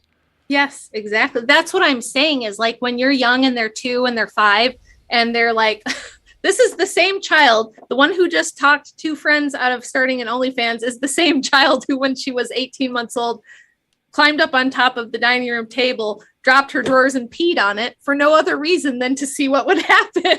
So it's like when they're little, and like my son, when he was 2, covered his entire self in Vaseline. Oh my gosh. Like his whole person. There was like only a small spot on his back that wasn't completely coated in Vaseline for no reason. I was like, why'd you do that, bud? He goes, so when they're little and you're going through that part of motherhood, you do have days where you're like, really? What was I thinking? Well, again, how does God feel, right? So it's like right, that exactly. role of parenthood then puts you in a sympathetic relationship for how God feels about creation. Yes, exactly. So just hang in there, because yes, that same child who's peeing on the table for no reason will grow up and talk her friends out of OnlyFans. That same child who, rubbed peanut butter in her hair for no reason will share the gospel with her friend at 13 and give her literature from church. That's amazing. And then you did the right thing. Right. And then that staying home was worth it and that all the sacrifice was worth it, because they're little lights unto the world. Right. Which, again, is that sacrifice is a recapitulation of Christ's sacrifice. So you see the role of the parent, the whole, again, the theology, because it's eternally true, it exemplifies its validity through all these layers of reality. So being a parent, you see how God's relationship to creation and loving it and stewarding it and dealing with the tragedy of it. But then the self-sacrifice, which then we can see visibly in the life of Christ, redeem it and bring us closer into relationship with God. And so it's through the self-sacrifice of being a mother, being a father, being a parent. Yeah. And it's the same thing. And it's just like being a man. Well, okay, the self-sacrifice of providing, making money, work, like everything that is actually meaningful requires sacrifice. Yes. And so you're either going to self-sacrifice, which is what the tradition calls us to and God calls us to, or you're going to be doing scapegoating and sacrificial processes, maybe destroying every form of progress. I did a video on this, demands sacrifice, whether we're going to sacrifice ourselves through discipline or work or whatever it be, or we're going to sacrifice ourselves through our sins, through our desires or other people or abortions or whatever it is. It's all a sacrifice, and you cannot proceed forward in any direction without some sort of sacrifice. 100%. And that's what people don't understand. I had a guy say that to me on Twitter about the abortion. He was like, I have a daughter and nobody's going to take away her choice. Nobody's going to be her master. And I said, sir, everyone has a master. Everybody submits to something. When I went through my little 20s cringe anarchist phase, I didn't totally understand that either. But again, that's something you learn with age and experience, is that everybody's got a master. Right. It's just that, what is your master? Is it you? And if it's you, then it's really Satan. What is it? And it's like, Christ is the way, the truth, and the life. Right. So choose him. He's worth sacrificing everything for. So absolutely. And we'll end on that one. It's like, and once you've decided to do that, and once you've moved in that direction, and once you see then how, it's not difficult. It is very difficult. It's not easy. But as you move further down that path, you see how things begin to fit together. Your life, the patterns, the everything just kind of clicks. And so that's why, again, it demands faith. It demands actually putting these things into action and living that life and walking that path. And then you see how you see how everything comes together, and that's the whole point, and that's the salvific work of Christ, and that's why he is our Lord and Savior and why we follow him. Yes. So, Rachel, well, I'm gonna run to the restroom while you start super chats. If okay, that's okay. All right. Guys, smash that like. Thank you so much for everybody being here. Happy Mother's Day. Christ is risen. Hope you all are doing very, very well. We're going to dive into some of these super chats, and I know some of them are questions for Rachel. So I will certainly have her answer some of these. But again, guys, I just want to thank you all so much. Don't forget, tomorrow's going to be a really powerful stream. The Jay Dyer and Tristan Haggard are going to be on here, and we're going to be diving into Arthur C. Clarke's quote, "Any sufficiently advanced technology is indistinguishable from magic." And so definitely be with us there. First super chat comes from Chase Mudd. Shout out to Chase Mudd and all the work he's doing with Patristic Faith. God bless you, brother. Hope you're doing well. Happy Mother's Day. He says, 2 of my favorites right here. Thanks for having Rachel on, DPH. This community loves her. Your work is rare, Rachel. Well, I feel like I got to say this. I got to tell her this. So let me find one that, let's see here. Well, I got to wait. All these super chats, I got to wait for her, really. So guys, if anybody wants to send in some questions or support the stream, please do so. This would be the time to send something in. Preferably use the Streamlabs link, or if you prefer YouTube. And if anybody's over on Rockfin that wants to throw in a super chat, you can do so, and I'll read those. So, Rachel, I began reading them, but I couldn't read them without you because some of them are directed towards you. No, it's fine. It's fine. So the first one comes from Chase Mudd. Chase is a good Orthodox brother who works with Patristic Faith. And so he says, 2 of my favorites right here. Thanks for having Rachel on, DPH. This community loves her. Your work is rare, Rachel. A real traditional woman, a mother and a wife, holding women on the right and left accountable. Thank you, and happy Mother's Day. Oh, thank you, Chase. You're the sweetest. I'm going to give you mom hugs when I see you at Montanica. I can't wait to see you and Andrew at Montanica. It's going to be a lot of fun. I'm really excited, for Montana. And me too. I'll just skip to the most recent super chat by Dr. Michael Moeller, just because Montana, I'll be staying with Dr. Mo, and Michael is going to be getting baptized the end of this month, of which I have the fortunate privilege of being his godfather, or godparent, whatso. So Dr. Michael Moeller is going to be officially Orthodox at the end of this month, and it's going to be a lot of fun. It's funny because Father Deacon Dr. Ananias has 2 buddies who are also getting baptized, which happen to also go to the same parish. So this baptism class has like 7 people. So me and Father Deacon are going to be there because we're both godparents. So that's going to be a lot of fun. We're all going to be there in California together. But shout out to Dr. Michael Moeller. And he sent a super chat in saying, "Happy Mother's Day, Rachel. God bless you and all the mothers everywhere." So really appreciate that, Dr. Mo. Thank you. Yeah. Thank you, Dr. Mo. And so continuing in the super chats, next one comes from Christopher, who throws in $10 and says, "Thank you both. Christ is risen." And truly he is risen. Truly he is risen. So thank you very much, Christopher. Next super chat comes from Chase Mudd, throws in $1, and hey, shout out to you, Chase. Thanks for the support, brother. And he says, "What's the Orthodox perspective on hypergamy? 30-year-old single Christian women claim they're single because men can't provide to their standard. People need less than they think. What's the balance? Seems a bit worldly and materialistic sometimes." So I think this is a very interesting and important question. So thank you, Chase. I'll let you begin, and I have my own opinions, but I'll reserve it for those secondary after your comments. What's your opinion on hypergamy? For those of you who don't know, hypergamy is the concept that women, for marriage or dating, they want to date at least equal or up in regards to social status, economic status, some type of societal status that women need to be equal with or higher.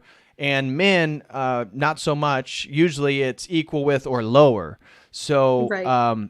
you mind speaking on this and how Sure. 30-year-old single Christian women, how they navigate this by talking about how a lot of men don't live up to their standard, and what's the balance?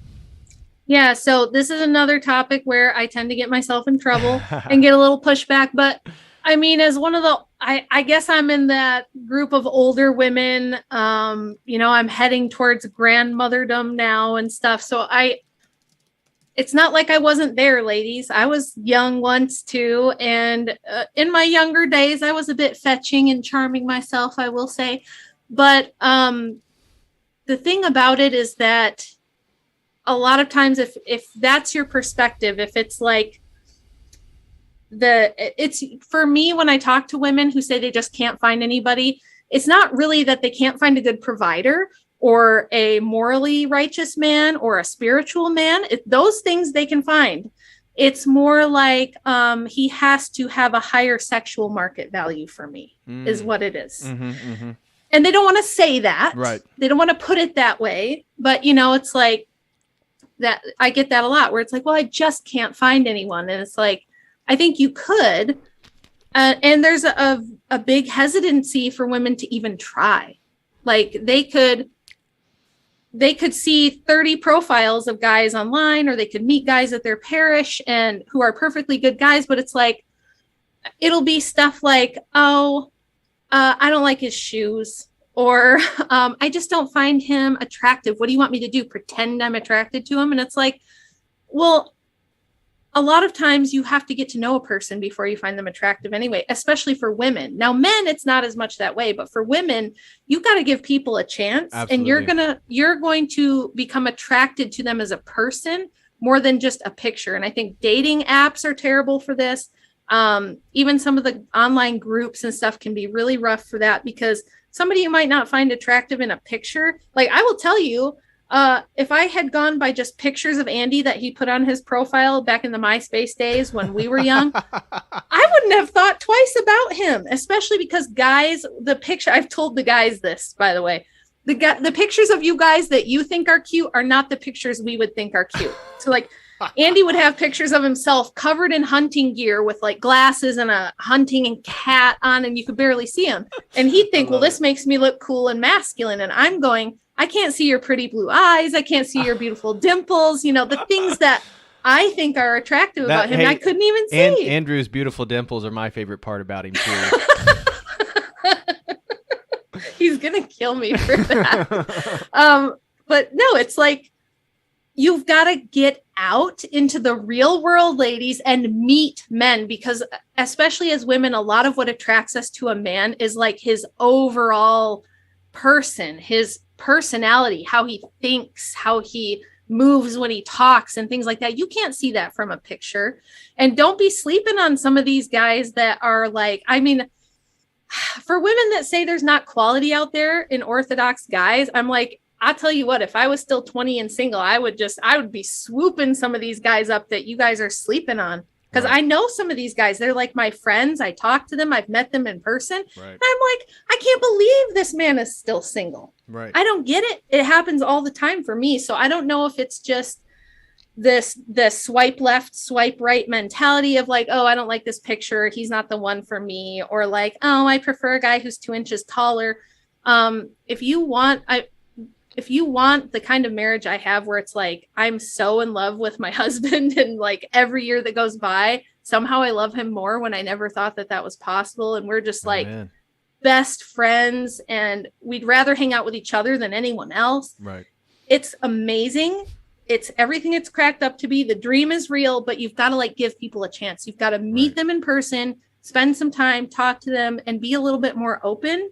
Right. Don't just discount a guy because he doesn't have the hairstyle you like, or like he's not quite tall enough, or things like that. Meet the guy and try to be attracted to the whole person, not to the picture or something like that. Yeah. I would also feel that there is this expectation of like a ready-made person, right? So you're going to get everything that you want in one person right there, like right from the get-go. Now, again, we grow together, we evolve together, we we can become perfect for each other in ways that we may not recognize when we first meet somebody.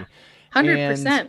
And that's where I think this submission to God and praying for the spouse and allowing things to come into your life where it's just so obvious that this is God's will and not my will, and therefore I need to then pay a little bit more attention, be a little bit more patient, deal with shortcomings or non-desirous things where, again, I think even in some of this orthosphere that women, they overvalue themselves, and I don't mean to be rude, and I'm not pointing towards anybody in particular, but there's I think just based on things that I've seen and heard and way I've listened to the way certain people have spoken, that it seems like the sexual marketplace value, they don't understand that.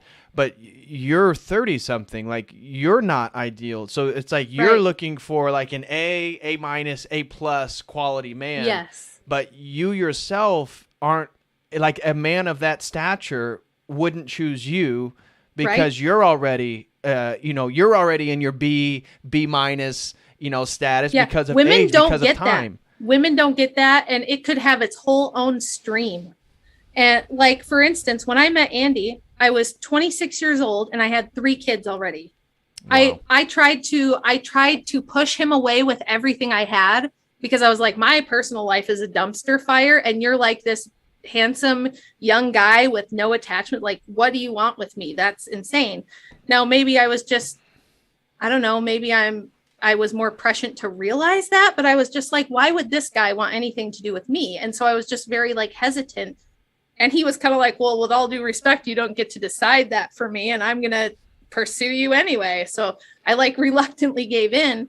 But I think, yes, a lot of women don't understand. And it's because, again, we're propagandized from birth to think that we are goddesses, that we are perfect just the way we are, that if he can't handle me at my worst, he don't deserve me at my best. And just because I'm 50 doesn't mean that I can't technically have babies. And just like women are under so many delusions and disillusions. And it's like when a man takes on a wife, he is taking on tremendous risk, tremendous responsibility.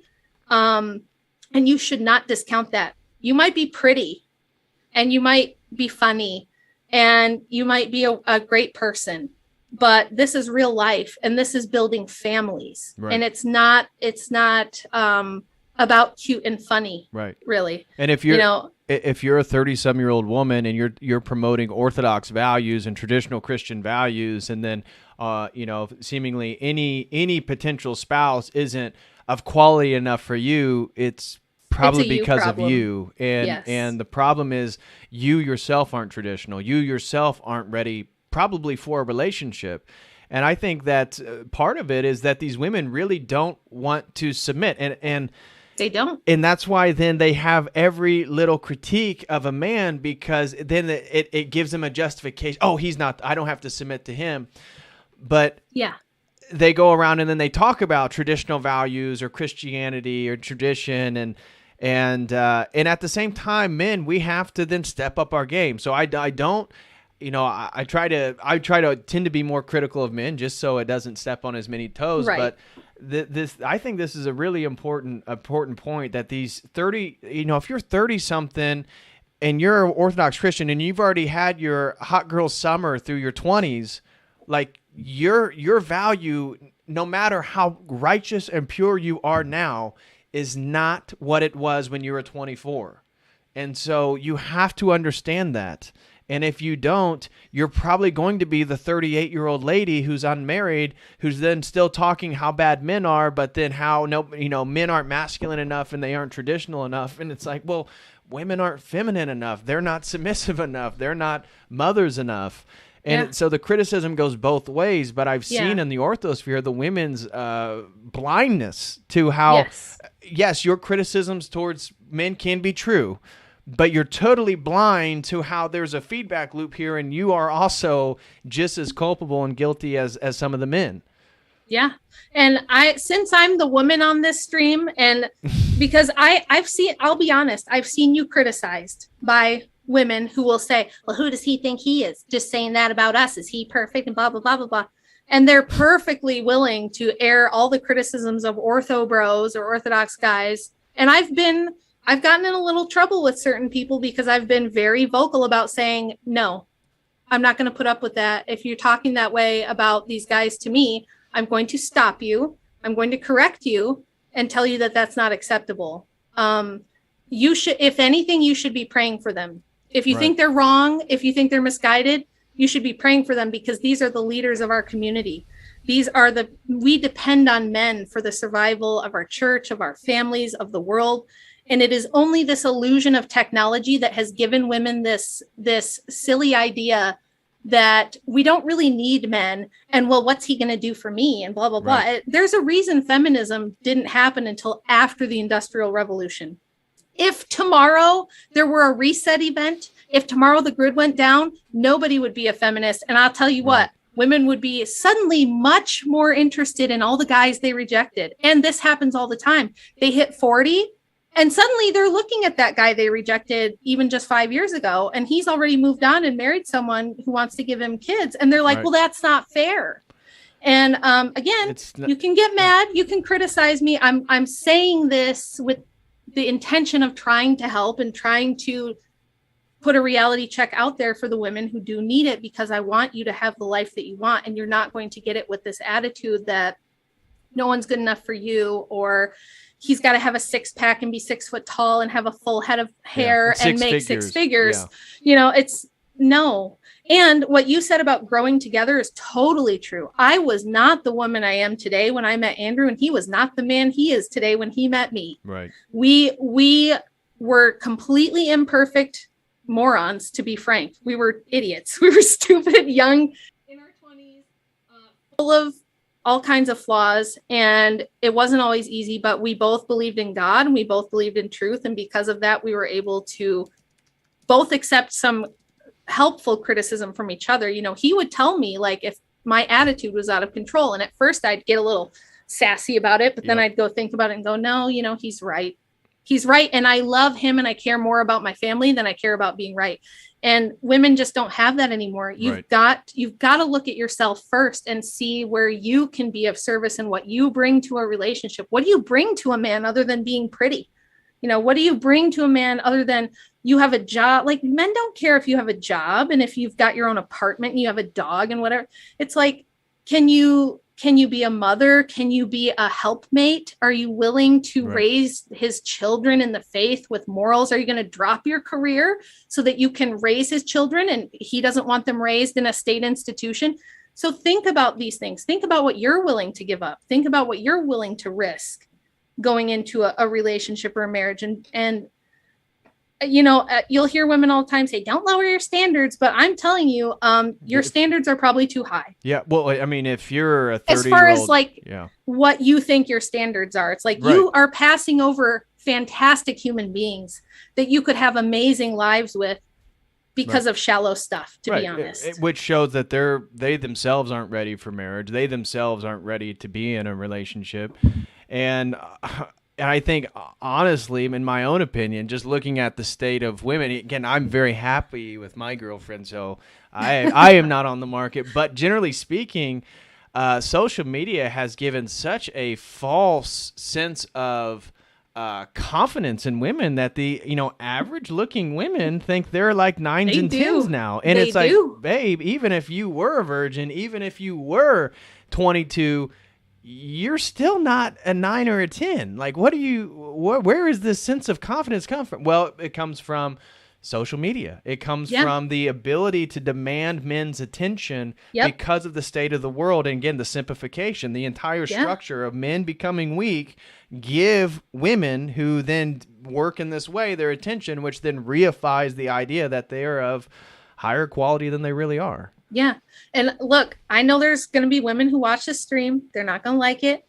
They're probably going to say things about me behind the scenes. And they can. And look, it honestly doesn't hurt my feelings. It really doesn't, because I know where that comes from. I've thought about these things. I've, written a book on feminism and a ton of articles and a ton of essays. And I know where this all comes from. I know where the attitude and the worldview and all of these things come from. And it's the women who are hurting for it, really, because they're the ones who, like, I'll never forget that Better Bachelor episode with the poor woman who was in her late 30s and couldn't even get through the stream because she was crying so much about how she didn't understand how she was 38 and single and all her friends were married and had kids.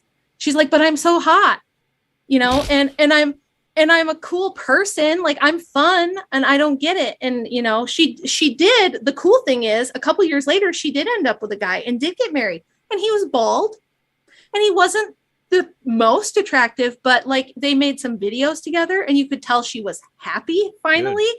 And like things tended to work out for her. And I think it's because, you know, unfortunately she had to go through the internet gauntlet of reading probably 2,000 comments, right, just hammering this poor woman. But I think that it gave her the reality check that was needed. And I'm hoping that other women don't need to be put through that. I'm not saying we should beat them into submission. I'm just saying, you know, when my grandma, who was 96, married her husband in 1944, she was 19 years old, and she did not marry him because he was the most handsome. Like, I've asked her about this. She had a couple guys she was dating, and it was just going into World War II, and a lot of them were leaving for the service.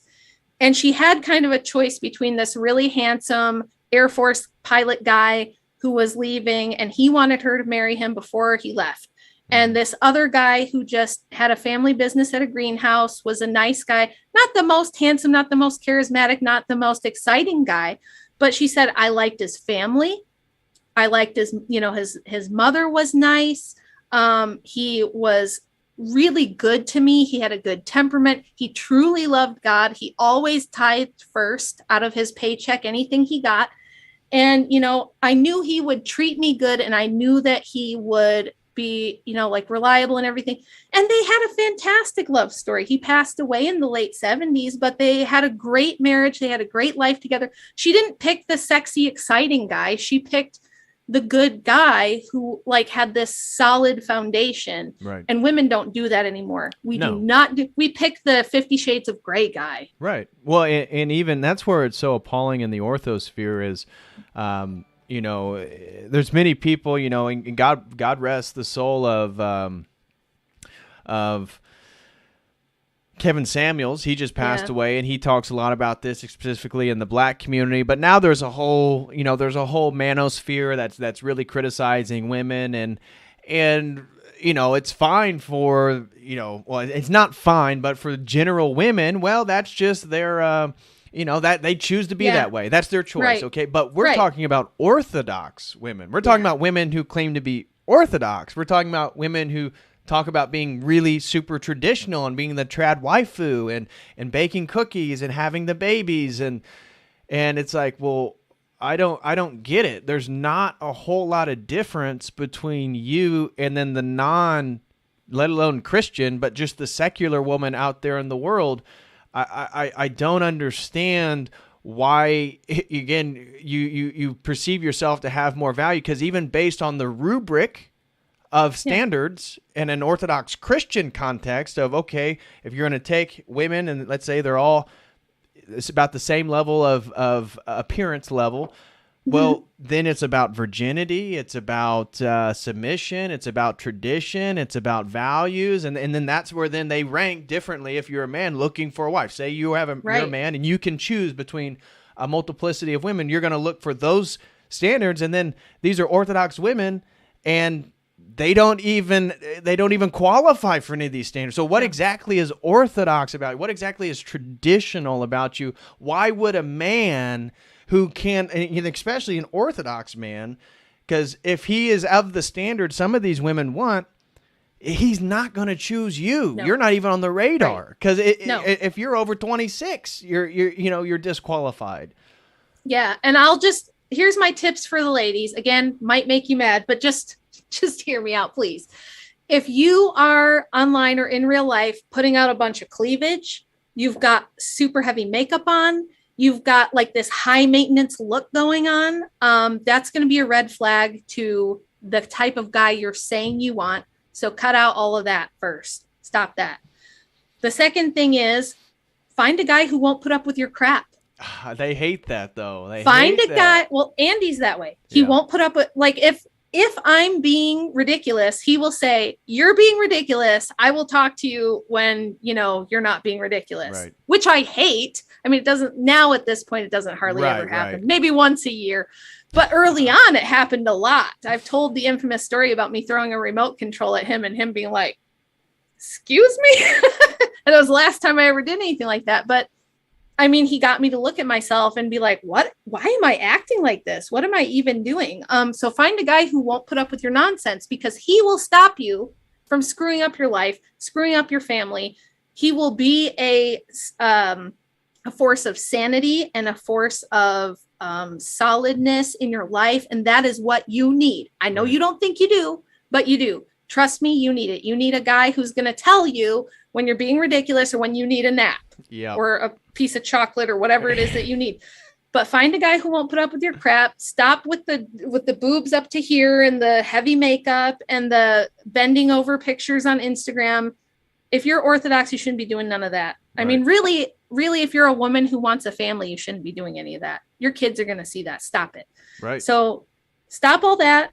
Chill with the attitude and find a guy who is going to be, you can't have a strong man who's a good provider, who you can trust his judgment and all of that, if he's also soft and weak-willed and lets you walk all over him. Just stop with all that nonsense. Right. Like I said, we could do our own whole stream move on it someday. But I think that enough's been said. Yeah. And again, the criticism can go both ways. It can. For men, you can't complain about the women if you're also not in a position where you have a purpose, where you're moving forward in life, where you're self-conscious, making sure you're clean. I mean, just as a man, if you can stay fit, and you don't have to be a bodybuilder, but if you're just in decent shape and you can clean yourself and have good hygiene, and you can, you're making money, you have a purpose, you're doing something, those are just minor things that can elevate you. So if as Orthodox men, we also have to realize, well, you have to be a provider. You have to be a leader. You have to, and sometimes the Orthodox guys, they think because they know theology that they can just talk about the energy essence distinction. A woman's going to say, oh, marry me. They don't care. No. It's like, yes, we love theology. A woman doesn't care. She's not going to care how much theology, even though we do have to be the spiritual leaders. Right. So it goes both ways, but unfortunately, I think women have a little bit of an upper hand in this, and so it's as Orthodox, it's certainly concerning.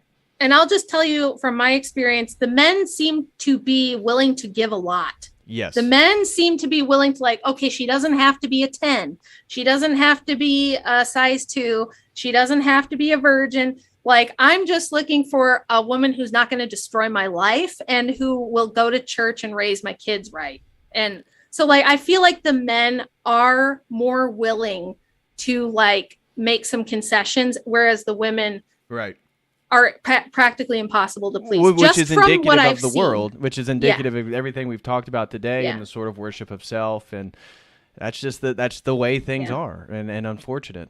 But next super chat comes from Prescott, throws in $5 and says, dark stuff indeed, ... But still important to talk about this perversion openly and bring it to the light where it can be revealed for what it truly is. And so totally agree, Prescott. I'm glad you enjoyed the stream. Thank you, brother, for the support.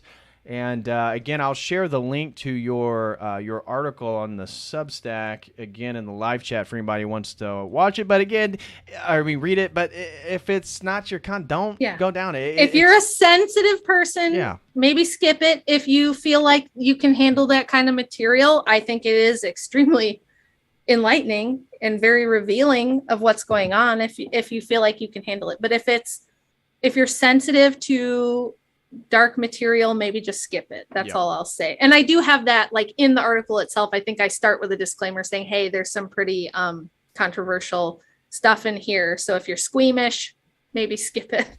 Right. And then the next one was Dr. Michael Moeller, who again wished you a happy Mother's Day and God bless all the mothers everywhere. So thank you so much, Dr. Mo, for the support. And then, a big super chat from Boneman538 throws in $100 and says, thank you for choosing life. Love you, DPH, and thanks, Rachel. Oh, thank you so much. Thank you so much, Boneman538, for the support. I truly appreciate it, brother. Thank you very, very much. I truly appreciate that, man. Thank you. And then, again, he says, thanks for choosing life. Love you, DPH. And thanks, Rachel. Next super chat comes from Meta Ninjas. Shout out to Meta Ninjas, a continual supporter of the stream, and says, another great stream. Well, thank you so much, Meta Ninjas. God bless you, brother. And then the Boneman538 throws in another super chat of $50 and says, ultimately, Christ was willing to die for his church, the bride. So these women miss out on their edification and harmony with the Father when they pass up those willing to do the martyrdom. This is the only way back to the garden, in my opinion. Yeah. You have any thoughts reflecting on that one?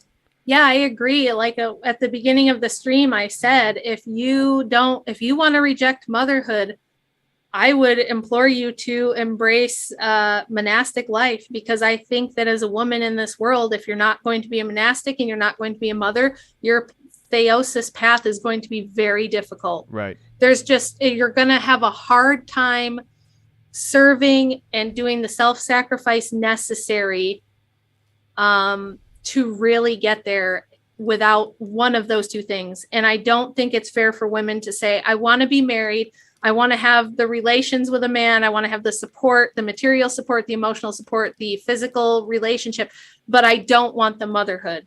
God, that's not how things work. You know what I mean? That's not the deal. Right. In other words, that we have. So I agree with him. I feel like if you're going to reject all of that, then you're going to have a really tough time in the eschaton. Yeah. I mean, we all have to follow Christ is to carry one's cross and to have martyrdom one way or another. I'm going to be doing a video on marriage and monasticism, but for women, you're either going to get married and submit to a man, and if it's God's will that you're unable to have children, that's one thing. But for the majority of women, you're going to be able to have children, and that self-sacrifice is going to be essential for your theosis. That's essential for your journey back to God. Yes. For a man, mine is signing up to the fact that I have to provide, take care of, and if there is a threat, I'm going to die first. Right. Exactly. And so I'm signing up to that, and I'm going to live that through. So we all have our martyrdom, and we need to realize whether we're male or female, how exactly that works and what role we have to then occupy to be on that journey back to God. Yeah, and for women who think that the patriarchy is this evil thing and that men get the better deal and why do we have to do all the self-sacrificing, talk to my husband who worked 70 hours a week for the last 12 years so that I could stay home with the kids, and ask him what that's like. No days off. Montanica will be our first ever vacation together. Ever. No honeymoon. We're going to have so much fun, though. I know. He's like, I think we've earned it at this point. But no, he's the amount of self-sacrifice Andrew has done for our marriage and for our family far exceeds what I think I've done. And that doesn't get talked about enough. The things he's had to give up for himself. I mean, he doesn't buy things for himself. He works incredible amounts of hours.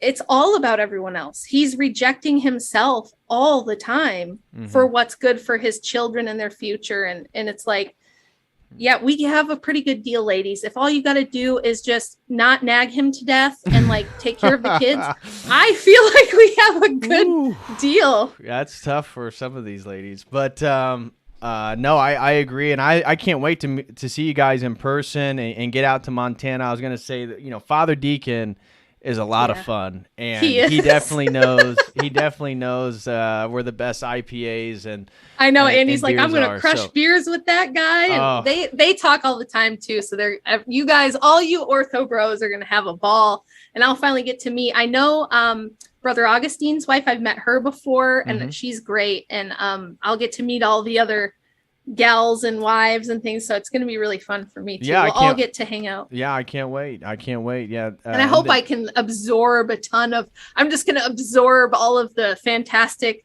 knowledge and wisdom that's going to be there. It's going to be a lot of fun conversations, that's for sure. It's going to be a great time. So again, if you guys haven't bought your tickets, I believe last I checked, I think there was there was still like maybe 20 more tickets left for Montanica. So if you guys are watching and you think, well, maybe I do want to go, get your tickets now. Because prices for travel are going up. It's more expensive to find somewhere to stay. So get your tickets now, and we will, Andrew, myself, Rachel, Father Deacon, Abbott Trefon's going to be there, Metropolitan Jonah, Brother Augustine, who's going to be on the stream Wednesday. He's going to be there, him and his wife. So it's going to be so much fun. We had a lot of fun last year, and we're going to have just as much fun this year. So hope anybody who's able can join. So, Rachel, I want to let you get back to your kids and enjoy your Mother's Day. Thank you so much for coming on. Really appreciate all your work. Again, a great article that you wrote. God bless your work on the occult feminism and the sort of magical occult origins of the feminist movement. God bless you on your new work, on the next book that you're doing. I hope, again, the Holy Spirit continues to inspire you in your research and lead you in a variety of different directions. And God bless you and your family. So thank you again for coming on. I really, really appreciate it. What are some of the places that you would like people to be able to find you or share? I have your Twitter handle and link here. I can share that in the live chat. Yeah, if you guys go to my Twitter, there's a link to my link tree in there, so you can find all of my stuff. I put like streams that I'm on in there, and there's a link to my book on there. Let me put your link tree in the video description. Yeah. So that'll kind of have all the places that you can find me. I have a Substack. I don't stream. I don't have time for it right now. Maybe someday, maybe not. I don't know how I feel about me streaming myself. I'm more than happy and very blessed to come on wonderful shows like yours and talk about these things. Motherhood is like, I told you, I could talk about it all day. It means so much to me. And really that's like, other than raising my own children and trying to be like a really dedicated grandma, I hope that I can do something to impact the lives of other women, to convince them to be mothers and to follow this path because of just how incredibly important I think it is. And it's so sad to me to see women rejecting motherhood and towing this antinatalist line. And I know where that ideology comes from. If you read some of my stuff, you'll find out more about that. But any opportunity to come on and talk about this, I'm super thankful for. So I'm just very thankful and grateful to you for having me on today to talk about this. Of course. Well, I'm thankful for you to come on.